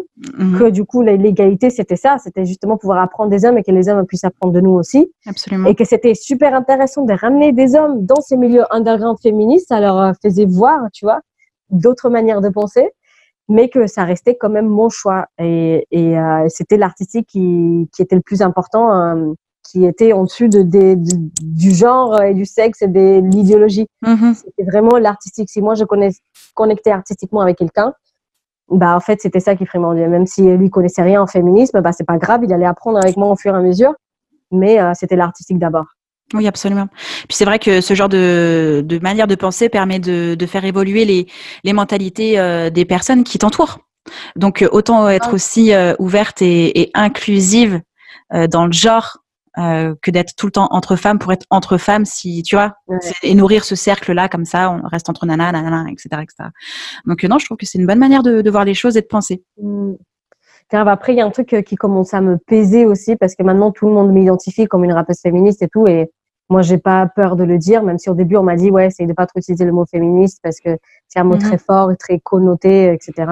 Moi je me suis dit je vais pas nier un truc que je suis, tu vois, ça fait partie de mon identité. Mais par contre, il y a un truc qui pèse sur moi dans le sens où, je sais pas, il y a un concept sur le fait que l'opprimé doit toujours éduquer l'oppresseur. C'est toujours les Noirs qui doivent éduquer les Blancs sur le racisme, c'est toujours les femmes qui doivent éduquer les hommes sur le sexisme, les personnes LGBT qui doivent éduquer les personnes cisgenres sur, tu vois, les questions de sexualité, etc. Bah, aujourd'hui, tu vois, on a l'impression que je dois tout le temps éduquer les gens sur le sexisme. Que je dois tout le temps expliquer, justifier, tu vois, sortir des arguments. Enfin, les gens, ils sont encore dans cet état d'esprit où, t'es féministe, mais pourquoi? Et oui, là, tu fais une chanson sur le fait qu'on doit pouvoir porter des mini-jupes, mais est-ce que ça sert à quelque chose? Et pourquoi tu dis que t'es féministe? Et pourquoi tu joues dans des trucs underground? Mais, enfin, je dois encore expliquer ça. Vous vous rendez pas compte? Vous n'arrivez pas à réfléchir tout seul. Et du coup, c'est une pression énorme. Parce que même aujourd'hui, je me dis, si demain j'ai envie d'être mère et que j'ai envie d'arrêter le son pendant 2 ans, pour dédier. Ah oui, tu vas être cataloguée de mère au foyer, quoi, du coup. Ouais, et même moi, je commence à me sentir coupable, même d'avoir cette idée dans la tête, parce que je me dis qu'être féministe, c'est pas ça. Alors qu'être féministe, avoir le choix de faire ce qu'on veut, quand on veut, et de se détacher de ces stéréotypes-là. Mais même moi, ça pèse tellement sur moi, maintenant que j'ai cette étiquette de féministe, que du coup, je dois être une bonne féministe. Mais qu'est-ce que c'est d'être une bonne féministe, tu vois? Oh là là. Il y a plein, tu vois, pour une femme, c'est toujours compliqué. Si c'est pas l'artistique, si c'est pas l'image, après, c'est elle-même, comment elle se positionne en tant que femme dans le monde. C'est fatigant d'être dans nos têtes, hein. Mais trop! La charge mentale que ça représente, les gens, c'est ce que j'allais dire. En fait. Après, en fait, ce qui est un peu chiant dans ce genre de truc, c'est que, ça se voit que c'est pas forcément malsain, mais en fait, ça reproduit encore plein de stéréotypes et ça commence par des petits trucs comme ça. Mais en fait, ça finit dans des trucs très importants. Moi, récemment, par exemple, on m'a dit que si je voulais que mes clips soient sur Trace TV, il fallait que je twerk. Tu vois, donc ça part d'un truc super petit comme t'as pas besoin de te maquiller, t'es une femme comme ça, c'est bien de pas te maquiller, mais en fait oui, il faut que tu twerk et que tu montres. Enfin, il y a vraiment une contradiction énorme. D'un côté, c'est vas-y, t'es une femme, donc tu dois être toujours parfaite, tu dois te maquiller, tu dois être belle, tu dois être un trophée qu'on puisse bien regarder, bien être jolie, parce que sinon t'es pas une vraie femme. Et de l'autre côté, c'est vas-y, te maquille pas, après les gens vont te regarder, et du coup, si tu te fais agresser, c'est ta faute, et après tu te sexualises toi-même, et si tu bouges un peu tes fesses, en fait, c'est ta faute, regarde, tu te rends un objet. Mais en fait, c'est hyper contradictoire, les deux trucs. Donc, en fait, comment tu te places dans ça? Donc, moi, en tant qu'artiste, je dois me dire, je dois être un minimum présentable, parce que voilà, j'ai une image à porter, etc. Et vas-y, aujourd'hui, je kiffe faire du twerk, mais j'ai pas envie de mettre ça dans mes sons, ni dans mes clips parce que c'est pas une image que j'ai envie de reproduire. Et par contre, on me dit que c'est ça que je dois mettre en avant parce que sinon je vais pas être connue. Et c'est en mode vas-y, je sais pas. En tant que femme, du coup, si on n'a pas des grosses fesses, des gros seins et on fait du twerk, on sert à rien en fait. Du coup, on n'a pas le droit de passer en télé parce que on correspond pas à cette image-là. Et c'est chaud, mais c'est sûr qu'il y a toujours ce que tu dis, c'est très intéressant par rapport au rôle de sauveur. Parce que même moi, je l'entends, il y a plein de gars qui disent, ouais, non, mais elle, si aujourd'hui elle est là, c'est parce que elle traînait avec tel gars, ou parce qu'elle a travaillé avec tel gars, ou parce qu'elle a rencontré tel gars, ou parce qu'elle est sortie avec tel gars. Alors que souvent, c'est même pas vrai. Souvent, j'ai même pas travaillé avec ces gars-là, ou souvent, je suis pas sortie avec ces gars-là. Et en fait, ils racontent du mytho parce qu'en fait, c'est dur pour un homme de dire qu'une meuf est arrivée là toute seule. Tu vois, par ses propres moyens et qu'elle n'avait pas eu besoin des gars, en fait, dans sa vie. Et pour eux, c'est dur, je sais pas pourquoi, mais c'est dur de réaliser et d'accepter ça. Ouais. Non, franchement, bon, je pense qu'on va pouvoir débattre dessus pendant des heures.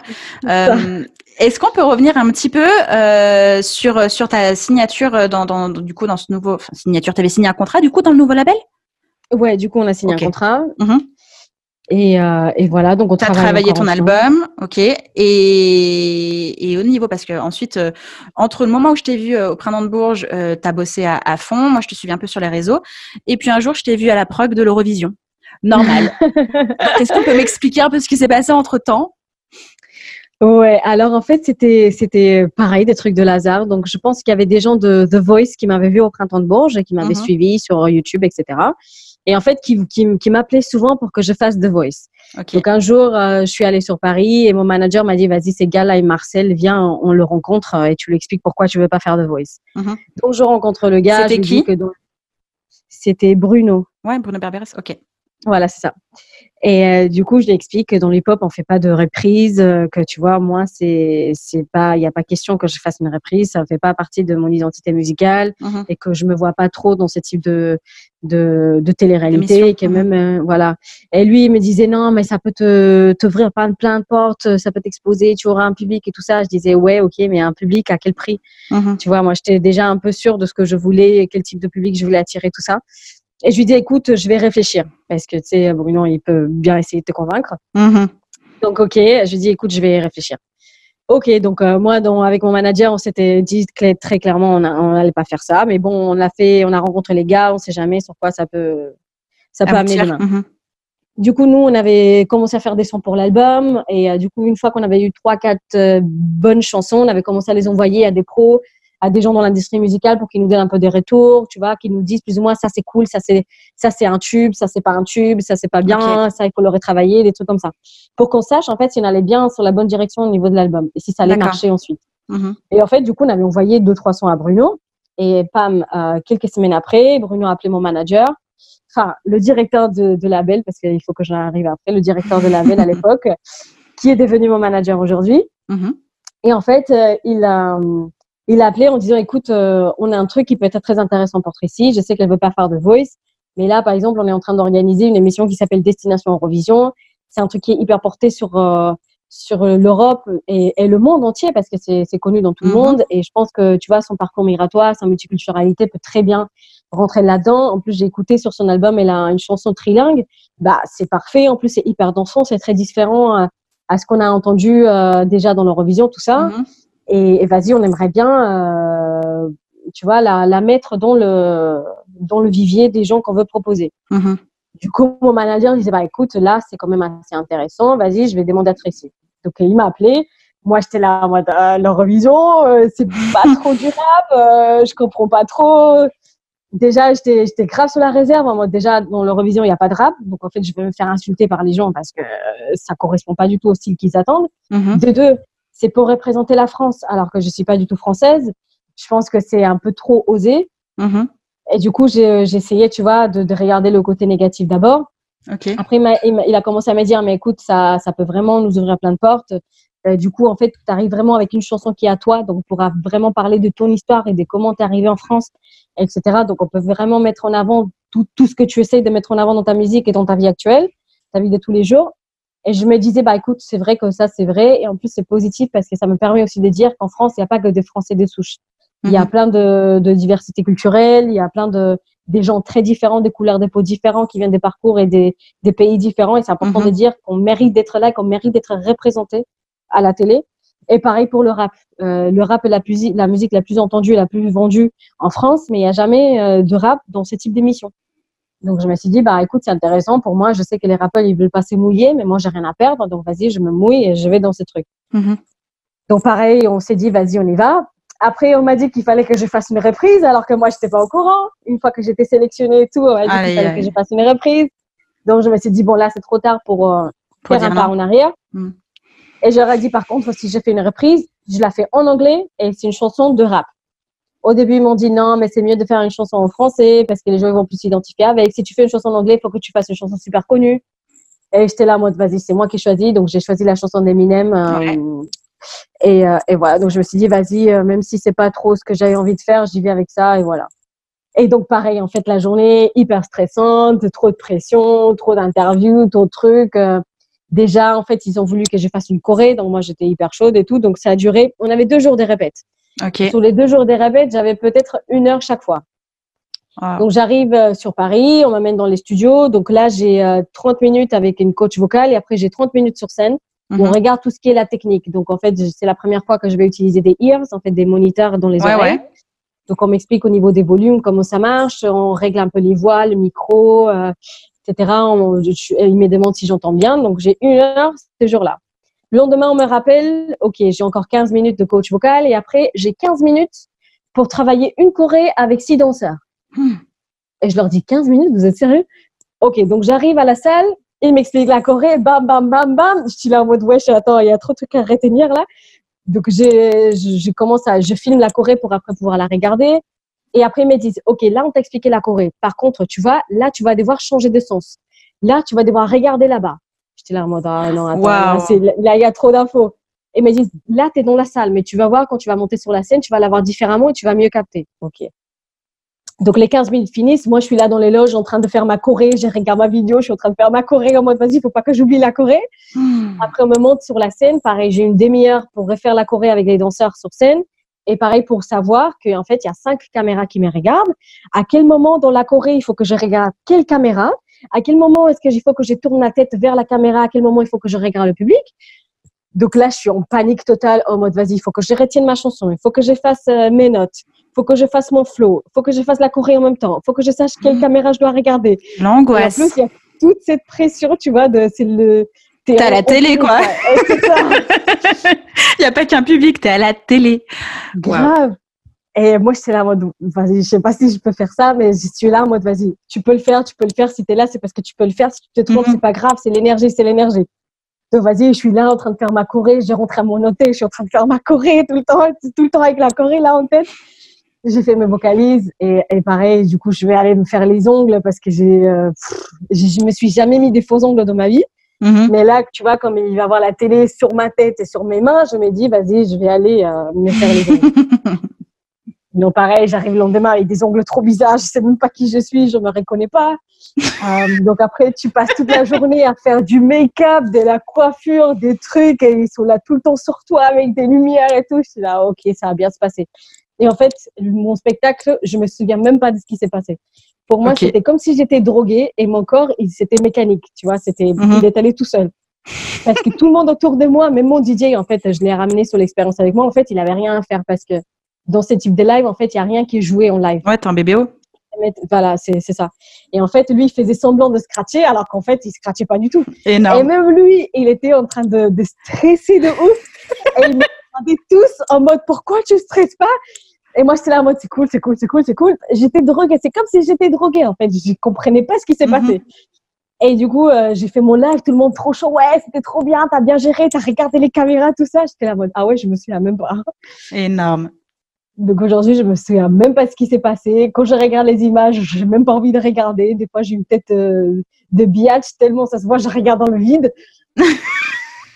Et pareil, Vita, je sais pas si tu te souviens de ça, mais pareil, il y a quelqu'un dans le jury qui m'a dit ouais, c'est super bien d'avoir des femmes qui sont là dans le milieu et tu vois, qui défendent, tu vois, le fait d'être là.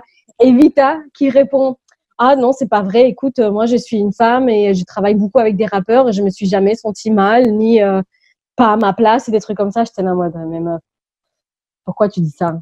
Enfin, au lieu de me défendre, de dire, ouais, c'est trop cool, moi, je suis avec toi, je t'encourage, je sais que c'est dur d'être une femme. Tout de suite, tu vas dire qu'en fait, tous ces stéréotypes, on les invente et que cette pression n'existe pas et que du coup, nous, on est en égalité alors que c'est totalement faux. Et j'étais là en mode, non, mais toi aussi, tu aurais pu faire un effort aussi.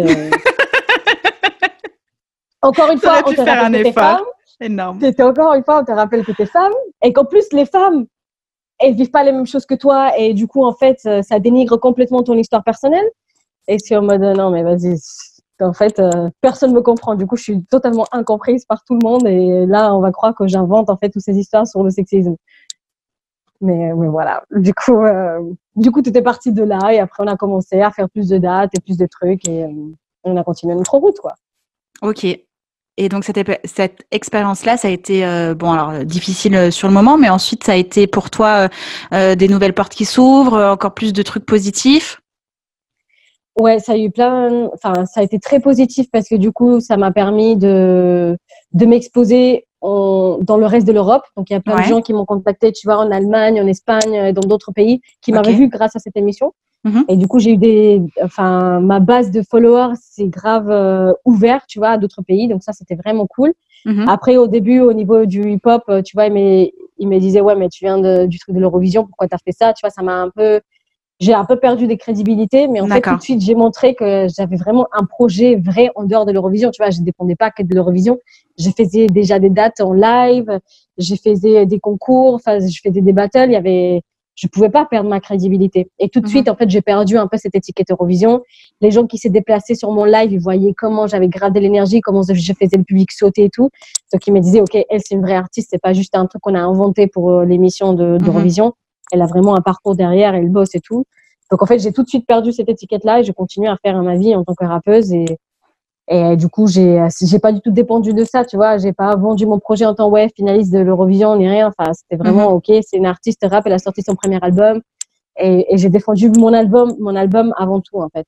Et du coup, aujourd'hui, on travaille sur le deuxième album. Oh. Donc, on reprend encore le travail de zéro et on repart sur un nouveau truc. Ok.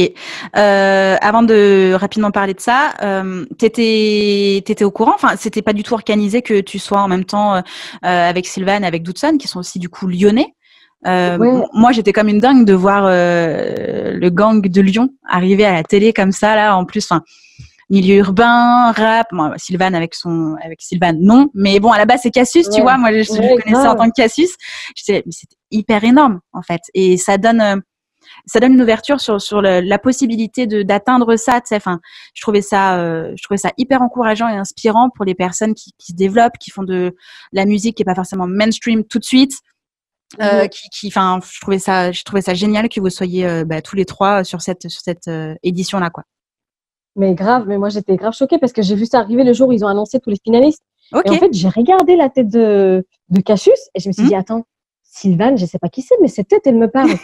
Après, j'ai tapé sur Internet et du coup, j'ai lu une petite bio où il disait, ouais, c'était reconverti, Cassius et tout. Et j'étais là en mode, mais non, mais c'est trop stylé parce qu'en fait, ça faisait un moment qu'il avait peut-être pas sorti des nouveaux trucs ou qu'il tournait pas et tout. Et je me suis dit, c'est trop bien. Et Doudson, j'avais entendu beaucoup parler de lui. On avait des potes en commun. Il y avait des gens de mon milieu qui avaient travaillé avec lui, mais je l'avais jamais vraiment rencontré. Et en fait, jusqu'à aujourd'hui, on s'est pas rencontrés parce que Sylvane et Doudson, ils étaient sur l'autre demi-finale. Et du coup, on s'est jamais croisés. Ok. Donc, c'est ouf, en fait, qu'on a été sur la même émission, mais on s'est jamais vraiment croisés. C'est ouf. Et du coup, avec le personnage de Sylvane Arek, en fait, je me suis rendu compte à quel point, tu vois, ce gars, il était riche en technique, en influence, ce gars, il sait tout faire, en fait. Il sait chantonner, il sait chanter, il sait rapper, il sait comment adapter son flow, tu vois, pour un certain type de son. Il sait comment s'enregistrer, il sait produire, il sait écrire pour les autres. En fait, là, j'ai découvert vraiment à quel point ce gars, c'était un vrai artiste, en fait. Et du coup, je reste très admirative de lui. Je l'ai rencontré après. Je lui ai donné un album. On a beaucoup parlé. Et en fait, c'est très courageux ce qu'il fait, tu vois. C'est pas facile d'arriver après autant d'années d'expérience. Enfin, moi, je serais tellement fatiguée de ce truc. Mais le gars, il arrive encore avec son énergie et il lâche rien. Et c'est trop bien, en fait. Ouais, c'est clair. Non, vraiment, moi, j'étais hyper inspirée et c'était. En plus, je regardais pas du tout, moi, Destination Eurovision ou l'Eurovision de base. De toute façon, j'étais pas la cible de base. Mais quand je t'ai vu arriver, quand j'ai vu Sylvane, je dis non, obligé, je dois regarder, c'est pas possible. Faut que je vois ça. Non, franchement, c'était top. Tu disais que tu es en train de préparer ton deuxième album. Comment ça se passe? T'es plus sereine pour celui-ci? Comment tu t'organises? On va dire que du coup, après la sortie d'album, moi, je me suis concentrée encore sur le démarchage. J'ai commencé à, tu vois, maintenant que j'avais une base solide sur laquelle je pouvais, tu vois, avoir plus de légitimité pour démarcher mon projet, je suis allée taper à des portes auxquelles j'avais pas pensé avant. Donc, j'ai commencé à taper dans d'autres pays. Je me suis déplacée en Inde parce que du coup, je voulais aller encore au retour aux sources. Je voulais vraiment amener ma musique là-bas. Donc, j'ai commencé à rencontrer des labels et des bookers là-bas. Et j'ai rencontré Desi Hip Hop, qui est un gros blog en Inde qui retrace tous les gens indiens qui font de la musique en Inde ou en dehors. Donc, eux, ils sont tout de suite devenus mes partenaires. Je suis allée en Espagne aussi, taper des portes. J'ai rencontré un agent, tu vois, qui m'a aidé à commercialiser mon son là-bas. Je suis allée dans d'autres pays et tout. Et du coup, j'ai commencé vraiment à regarder mon projet comme un projet global et pas comme un projet qui devait être développé en France. Parce que je me suis rendu compte avec la sortie de mon album que la France serait pas mon public de base. Ça serait pas mon premier marché. Parce que je rentre pas du tout dans la case du rap français. Parce que de un, je rappe pas en français et j'ai pas la couleur, en fait, du rap français. Et tout de suite, je me suis dit que j'allais jamais passer en radio en France parce que par rapport au quota, j'ai très peu de possibilités. Et parce que de deux, tu vois, les gens, ils vont pas me mettre dans des playlists de rap français parce que, ça colle pas. Ça colle pas en France. Donc, en fait, j'ai commencé à aller en Inde. Je me suis rendu compte qu'en Inde, c'était pareil. J'étais pas vraiment indienne, donc ils pouvaient pas me placer en télé, ils pouvaient pas me placer en radio.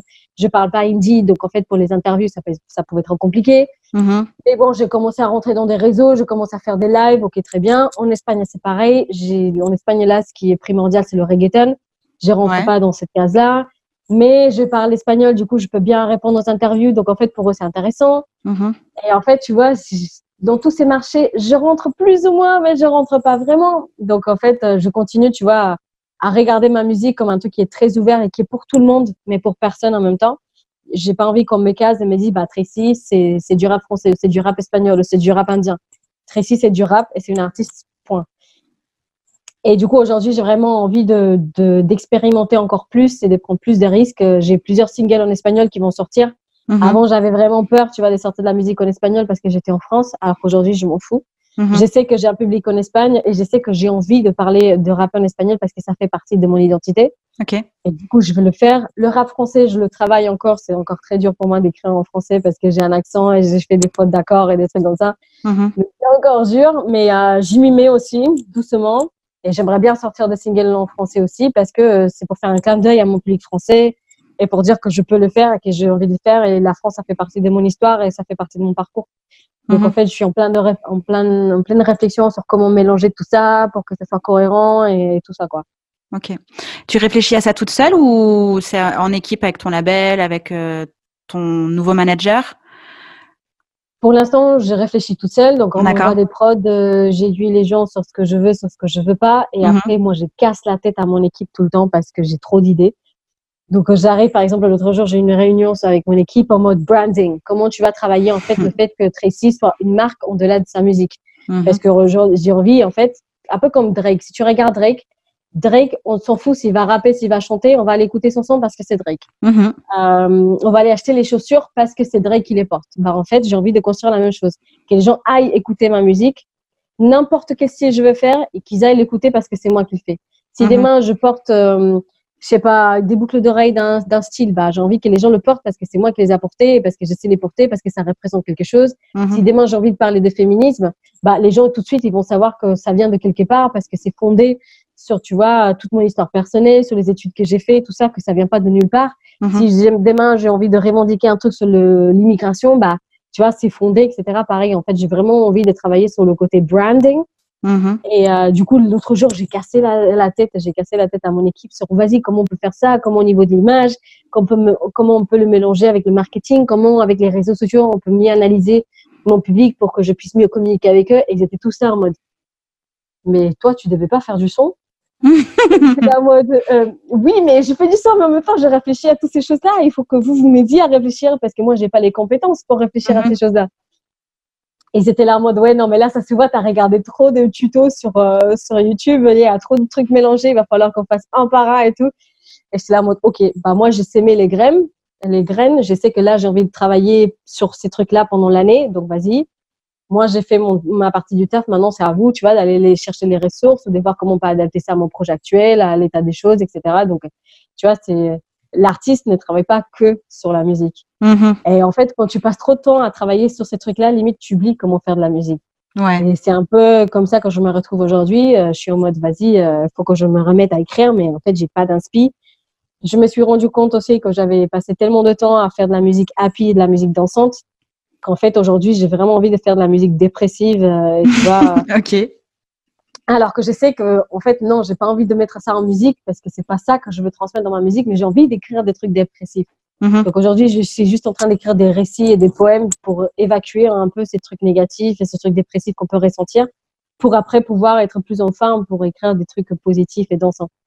Mais c'est très dur en fait en tant qu'artiste, tu vois, parce qu'en tant qu'artiste, tu vis beaucoup de choses au niveau personnel, au niveau de ta vie, que tu n'as pas forcément envie de mettre en musique, mais tu as envie quand même de rester authentique et de partager ça avec ton public. Mais il faut faire attention parce qu'après, les gens ils peuvent se perdre. Est-ce que tu fais de la musique happy? Est-ce que tu fais de la musique dépressive? Qu'est-ce que tu fais? Quel est ton but final? Enfin, c'est très compliqué, tu vois, de canaliser tout ça. Ça doit être un bordel sans nom dans ton cerveau. Grave, mais tout le temps. Tout le temps. En plus, non, moi, mais je comprends totalement. Je comprends, j'entends et c'est une langue qui me parle puisque tout ce qui est développement projet, branding, réflexion, mood board, image, musique, c'est tout ce qui me passionne et ce que j'aime faire dans la vraie vie en dehors du podcast, tu vois. Donc je comprends totalement et je sais absolument dans quel flou tu es puisque c'est le flou artistique complet que mes copains artistes aussi ont dans leur tête, tu vois. Donc je comprends totalement. Mais tu vas y arriver. T'as un univers qui est dingue avec des possibilités mais multiples. Et je pense que c'est ça toute la difficulté, c'est d'en choisir une possibilité parmi les 1000 qui se présentent à toi et de travailler sur ce fil-là, quoi. Je pense que c'est ça le plus difficile. Ouais, de ouf. Mais en tout cas, merci. C'est très rassurant. Non, mais c'est normal. C'est normal. Et alors moi, ce que j'aime dire, c'est que en tant qu'artiste, vous avez de la chance, c'est de pouvoir créer projet sur projet. Tu as un single, tu as un clip, tu as un univers. Et en fait, c'est à chaque fois, tu réinventes le truc. Et je trouve ça fantastique. L'inconvénient, c'est qu'à chaque fois que t'es obligé de réinventer un truc. Et donc, du coup, c'est usant, c'est fatigant. Et tu veux toujours plus et tu veux toujours mieux. Et comment faire avec ton propre cerveau et comment ne pas perdre le pourquoi tu as voulu faire du son au départ, d'où ça venait dans tes tripes. Et de pas te perdre dans toute cette machinerie d'images, de marketing, de réseaux sociaux et tout ça quoi. C'est beau comme ça peut être compliqué à gérer. Étant en plein dedans. C'est sûr, en plus avec les réseaux sociaux, en fait, on a tendance à beaucoup se comparer avec les autres, à regarder trop les chiffres. Pourquoi est-ce que là je suis en train de perdre des followers? Pourquoi est-ce que cette vidéo elle a plus de vues que l'autre? Et en fait, tu te perds, tu vois, dans le numéro et dans le vouloir être quelque chose ou dans le vouloir percer numériquement. Alors qu'en vrai, ça se trouve, je connais plein d'artistes qui ont 100 000 followers sur Instagram et ils vivent pas du tout de la musique. Et ils gagnent pas du tout d'argent avec leur musique, mais du coup, ils ont plein de vues et tu as l'impression qu'ils ont percé alors que pas du tout. Et donc, en fait, c'est là où il faut savoir faire l'équilibre entre, vas-y, tu fais de la musique pour pouvoir en vivre de ça et faire du son de qualité et avoir un public qui adhère à ta musique, à qui tu es et pas seulement à l'image que tu as. Du coup, il y a plein de choses. Faut jongler avec plein de choses, en fait. Ouais. Tu vis de ta musique, toi, aujourd'hui? Oui. Donc ça, par contre, je suis super contente. Je suis devenue intermittente l'année dernière. Donc jusqu'à là, j'ai travaillé toujours à côté. J'ai travaillé à l'aéroport de Lyon pendant presque 3 ans.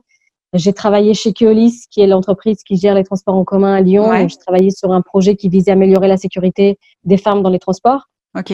Donc, j'ai toujours travaillé, j'ai toujours eu des bons tafs, tu vois, qui me correspondaient par rapport aux langues que je parlais, par rapport à ce que j'avais étudié et tout. Mais il y a eu un moment où, en fait, je prenais trop de congés sans solde parce qu'il fallait se déplacer dans des villes. Et parce que finalement, la musique a toujours été ma priorité. Donc, s'il fallait prendre des congés sans solde, je les prenais. S'il fallait, tu vois, pas aller au taf ou tu vas être fatigué parce que après, c'est ça le problème. Tu passais de lundi au vendredi au taf en train de travailler. Les week-ends, c'était les concerts. Donc, en fait, t'as pas de pause dans la semaine. T'arrives au taf lundi, t'es fatigué de ouf. Mais tu continues à bosser, tu te remets dedans et t'es concentré dans ton taf, t'es dans des réunions à écouter les gens alors que dans ta tête, t'es en train de faire un son, tu vois. Et c'est hyper dingue. Mais tu vois, je suis arrivée à un moment où je me suis dit, c'est maintenant ou jamais, il faut que je décide et il faut que je mette aujourd'hui la musique en priorité. Je pourrais toujours travailler si la musique ne marche pas. Je pourrais même dans l'entreprise que j'ai laissée chez Keolis, ils savent très bien ce que je suis, ce que je fais aujourd'hui. Ils viennent à mes concerts et tout. Énorme. Ils me soutiennent à fond. Et voilà, je sais que si jamais ça se passe pas bien dans la musique, je peux retourner chez eux. Tout reste ouvert, mais la musique, c'est aujourd'hui ou jamais, en fait. Tu es intermittente grâce aux dates, en fait, que tu as faites, grâce au nombre d'heures que tu as accumulées et aussi les heures de studio? Ouais, donc plus les dates que les heures de studio, on va dire que j'ai perdu énormément de cachets aussi parce que comme j'étais au régime général et que je travaillais, toutes les dates que j'avais cumulées depuis, je sais pas, 2015, 2016, je les ai perdues. Ok. Parce qu'en fait, c'est par an, ça se retrace sur un an. Donc, si tu passes à l'année d'après et que t'as pas les 42 dates, bah, tu perds, en fait, les dates que t'as fait l'année d'avant. Et du coup, j'ai cumulé des cachets, mais je les perdais, j'ai cumulé, j'ai perdu. Ensuite, une fois que j'ai eu mes cachets, bah, en fait, je pouvais pas tout de suite accéder au régime d'intermittence parce que j'avais cumulé au régime général. Et donc, mon taux journalier au régime d'intermittence était plus bas que mon taux au régime d'intermittence, enfin, au régime général. Du coup, ils voulaient pas me basculer parce que c'était moi qui allais perdre de l'argent. Donc, ils considèrent ça comme une perte comme un truc qui est pas correct, tu vois. Ok. Et donc, ça a pris du temps. J'ai passé beaucoup de temps au chômage en attendant de perdre mes droits au régime général, mes droits de chômage, pour qu'ils puissent ensuite me basculer. Donc, c'était très compliqué financièrement. Il y a eu des fois où c'était pas ouf parce que j'avais un chômage très petit, mais il fallait pas que je travaille parce que il fallait pas que je cumule plus au régime général. Mais en même temps, je faisais des dates. Ces dates étaient décomptées de mon chômage. Donc, en fait, je perdais encore de l'argent. Oh là là. Et c'était en mode, mais vas-y, j'ai trop envie de passer en intermittence là. Donc, finalement, j'ai réussi à le faire.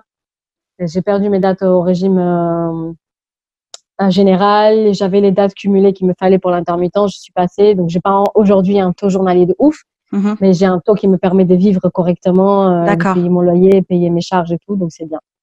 Ok. Et tout ce que je fais en bonus, tu vois, sur les dates, ça me permet de cumuler des dates pour l'année prochaine pour faire remonter mon taux et tout ça. Et donc, c'est cool. Ok. On va pas tarder à terminer. J'aimerais tout de même savoir, est-ce que tu as des conseils à donner, des bonnes pratiques indispensables aux artistes qui peuvent nous écouter. Voilà, si tu as un conseil à donner. Je pense que j'en aurais plusieurs. Déjà, la première, c'est de travailler sur soi. Parce que je pense que le travail personnel sur soi, sur son passé, sur les choses qui nous ont blessés, sur nos blessures, sur nos traumas, sur nos peurs, ça permet ensuite de se développer en tant qu'artiste. Parce que si on n'a pas confiance en soi, si on a peur des choses, si on est trop blessé par nos passés, on ne peut pas se développer, on ne peut pas se lâcher en tant qu'artiste. Et on pourra pas faire face à la pression, tu vois, à un public qui est devant nous, aux critiques, tu vois, à la violence gratuite qui existe aujourd'hui sur les réseaux sociaux. On pourra pas faire face à ça si on travaille pas sur soi personnellement. Et c'est un travail à long terme, hein. On va pas pouvoir faire ça en 2 jours et dire, vas-y, je suis prête à être artiste. C'est un travail à long terme qu'il faut faire pendant qu'on se développe en tant qu'artiste. Des deux, c'est de savoir être conscient qu'un artiste, en tant qu'artiste, tu vas pas pouvoir faire que de la musique. Des fois, tu n'auras pas d'équipe et ça sera à toi d'aller démarcher, ça sera à toi d'aller vendre ton projet à une salle, ça sera à toi d'aller travailler tes réseaux sociaux, ça sera à toi, tu vois, de comprendre comment il faut monter un clip, tu vois, comment il faut expliquer visuellement ce que tu veux à un graphiste. C'est pas facile, mais tu vas devoir passer par là et tu vas faire des erreurs et c'est normal parce que tu n'as pas les compétences là-dedans, mais petit à petit, tu vas commencer à acquérir ces compétences et tu vas commencer à apprendre comment expliquer et tu vas faire des rencontres. Et la troisième, ça serait ça, c'est vraiment de croire en toi parce que des fois, les gens vont pas croire en toi. Mais toi, si tu sais où tu vas, si toi, tu sais la valeur de ton projet, si toi, tu as une vision de où tu vas aller, tu vas attirer ce type de personnes vers toi et tu vas jamais permettre que les gens puissent te redescendre, tu vas te rabaisser. Parce que toi, au fond de toi, tu sais ce que tu vaux. Et il y a des gens qui vont essayer de te rabaisser parce qu'ils pensent qu'ils sont mieux que toi ou parce qu'il y a d'autres artistes qui ont plus d'images que toi ou qui ont un meilleur son. Mais des fois, toi, tu peux ne pas être le meilleur rappeur ou ne pas avoir le meilleur truc au niveau d'image. Mais en fait, tu auras un truc qui te fera unique, qui te rendra unique. Donc, une fois que tu as trouvé ce qui te rend unique, tu sais que tu es meilleur que les autres dans ce truc qui te rend unique. Parce qu'il n'y a personne d'autre comme toi. Donc, en fait, il faut continuer à avancer avec cette vision-là. Il faut croire en soi, même si la société, la vie, les chiffres te disent que tu es nul. Il faut continuer à travailler. Et pareil, les rappeurs, on est souvent autodidactes. À un moment, il faut savoir aller travailler notre musique aussi. Il faut prendre des cours de chant. Ça ne veut pas dire que tu vas chanter dans tes sons, mais en prenant des cours de chant, tu vas apprendre à faire des mélodies, tu vas apprendre à comment placer ta musique différemment, tu vas apprendre à comment respirer, tu vas prendre des cours de théâtre. Tu te dis, je ne fais pas du théâtre, je fais du rap. Mais en fait, ça va t'apprendre à comment te tenir sur scène. Ça va t'apprendre, tu vois, à comment ouvrir ton corps, à comment ouvrir, je sais pas, les grimaces que tu fais, comment ton expression corporelle. Enfin, il y a plein de choses que tu penses ne sont pas reliées à la musique, mais qui vont t'apporter dans la musique. Et je pense que c'est ça les conseils, c'est vraiment de rester ouvert et de croire en soi. Je ne peux qu'être d'accord. Je n'ai même rien à ajouter.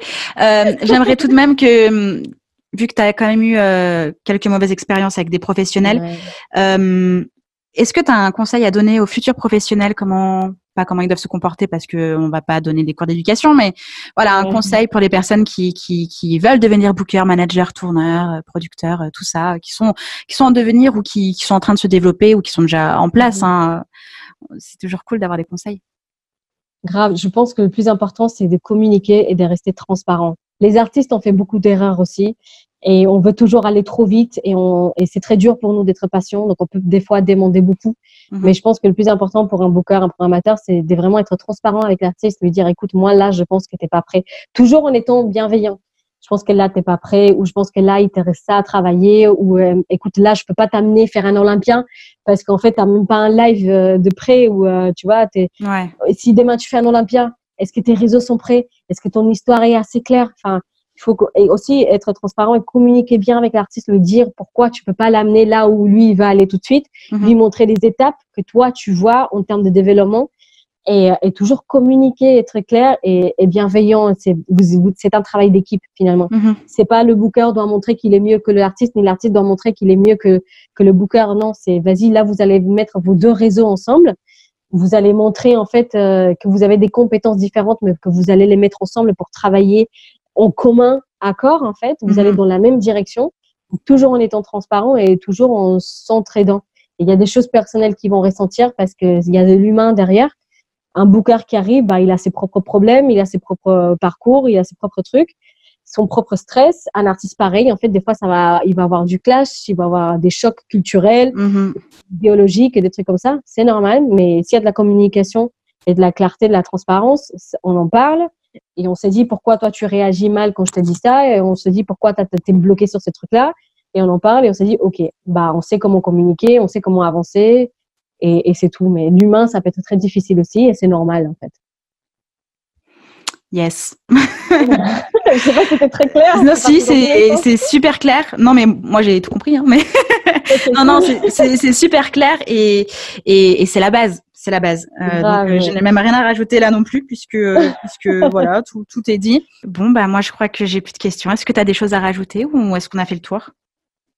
Déjà, merci à toi. Je trouve que c'est hyper important le travail que tu es en train de faire, tu vois, de rendre accessible toutes ces informations et tous ces points de vue en tant qu'artiste, programmateur, booker, etc. C'est hyper important. C'est des ressources que nous, on n'avait pas quand on a commencé. Et bravo à toi, du coup, de pouvoir rendre accessible toutes ces infos qui sont très, très enrichissantes. Merci beaucoup pour ces compliments. C'est tout ce que je veux faire. Donc, je suis ravie que tu aies compris le concept, tu sais. Au moins, je suis pas à côté de la plaque. Non, du tout. Merci beaucoup, Tracy, pour ton temps, parce que ça a duré grave du temps. Et merci pour toutes les infos. Et génial. Et dès qu'on sort du confinement et que je descends à Lyon, je te fais signe, comme ça, on se voit. Grave, trop. J'ai trop envie de te rencontrer maintenant. De ouf. Force à toi, lâche rien. Mais tout pareil, t'inquiète. Tout pareil. À très bientôt. À bientôt. Salut. Bisous. Ciao. Ciao, ciao. J'espère que cet épisode vous a plu. N'hésitez pas à partager le podcast à une personne qui souhaite se lancer dans l'industrie musicale. Si vous aimez le podcast et son contenu et que vous souhaitez me soutenir, rien de plus simple. Il suffit de commenter, de mettre des pouces en l'air, de me donner des étoiles sur Apple Podcasts, de suivre les réseaux sociaux du podcast et de vous y abonner sur Facebook, Instagram et Twitter au nom de Justin Tunes. Si vous avez des questions, si vous avez des idées pour les prochains épisodes, n'hésitez pas à me laisser votre message en commentaire ou alors directement sur l'adresse mail hello@justintunes.com. Merci d'avoir pris le temps de m'écouter et à très vite pour le prochain épisode du podcast Justin Tunes. Justin Tunes. Justin Tunes. Justin Tunes.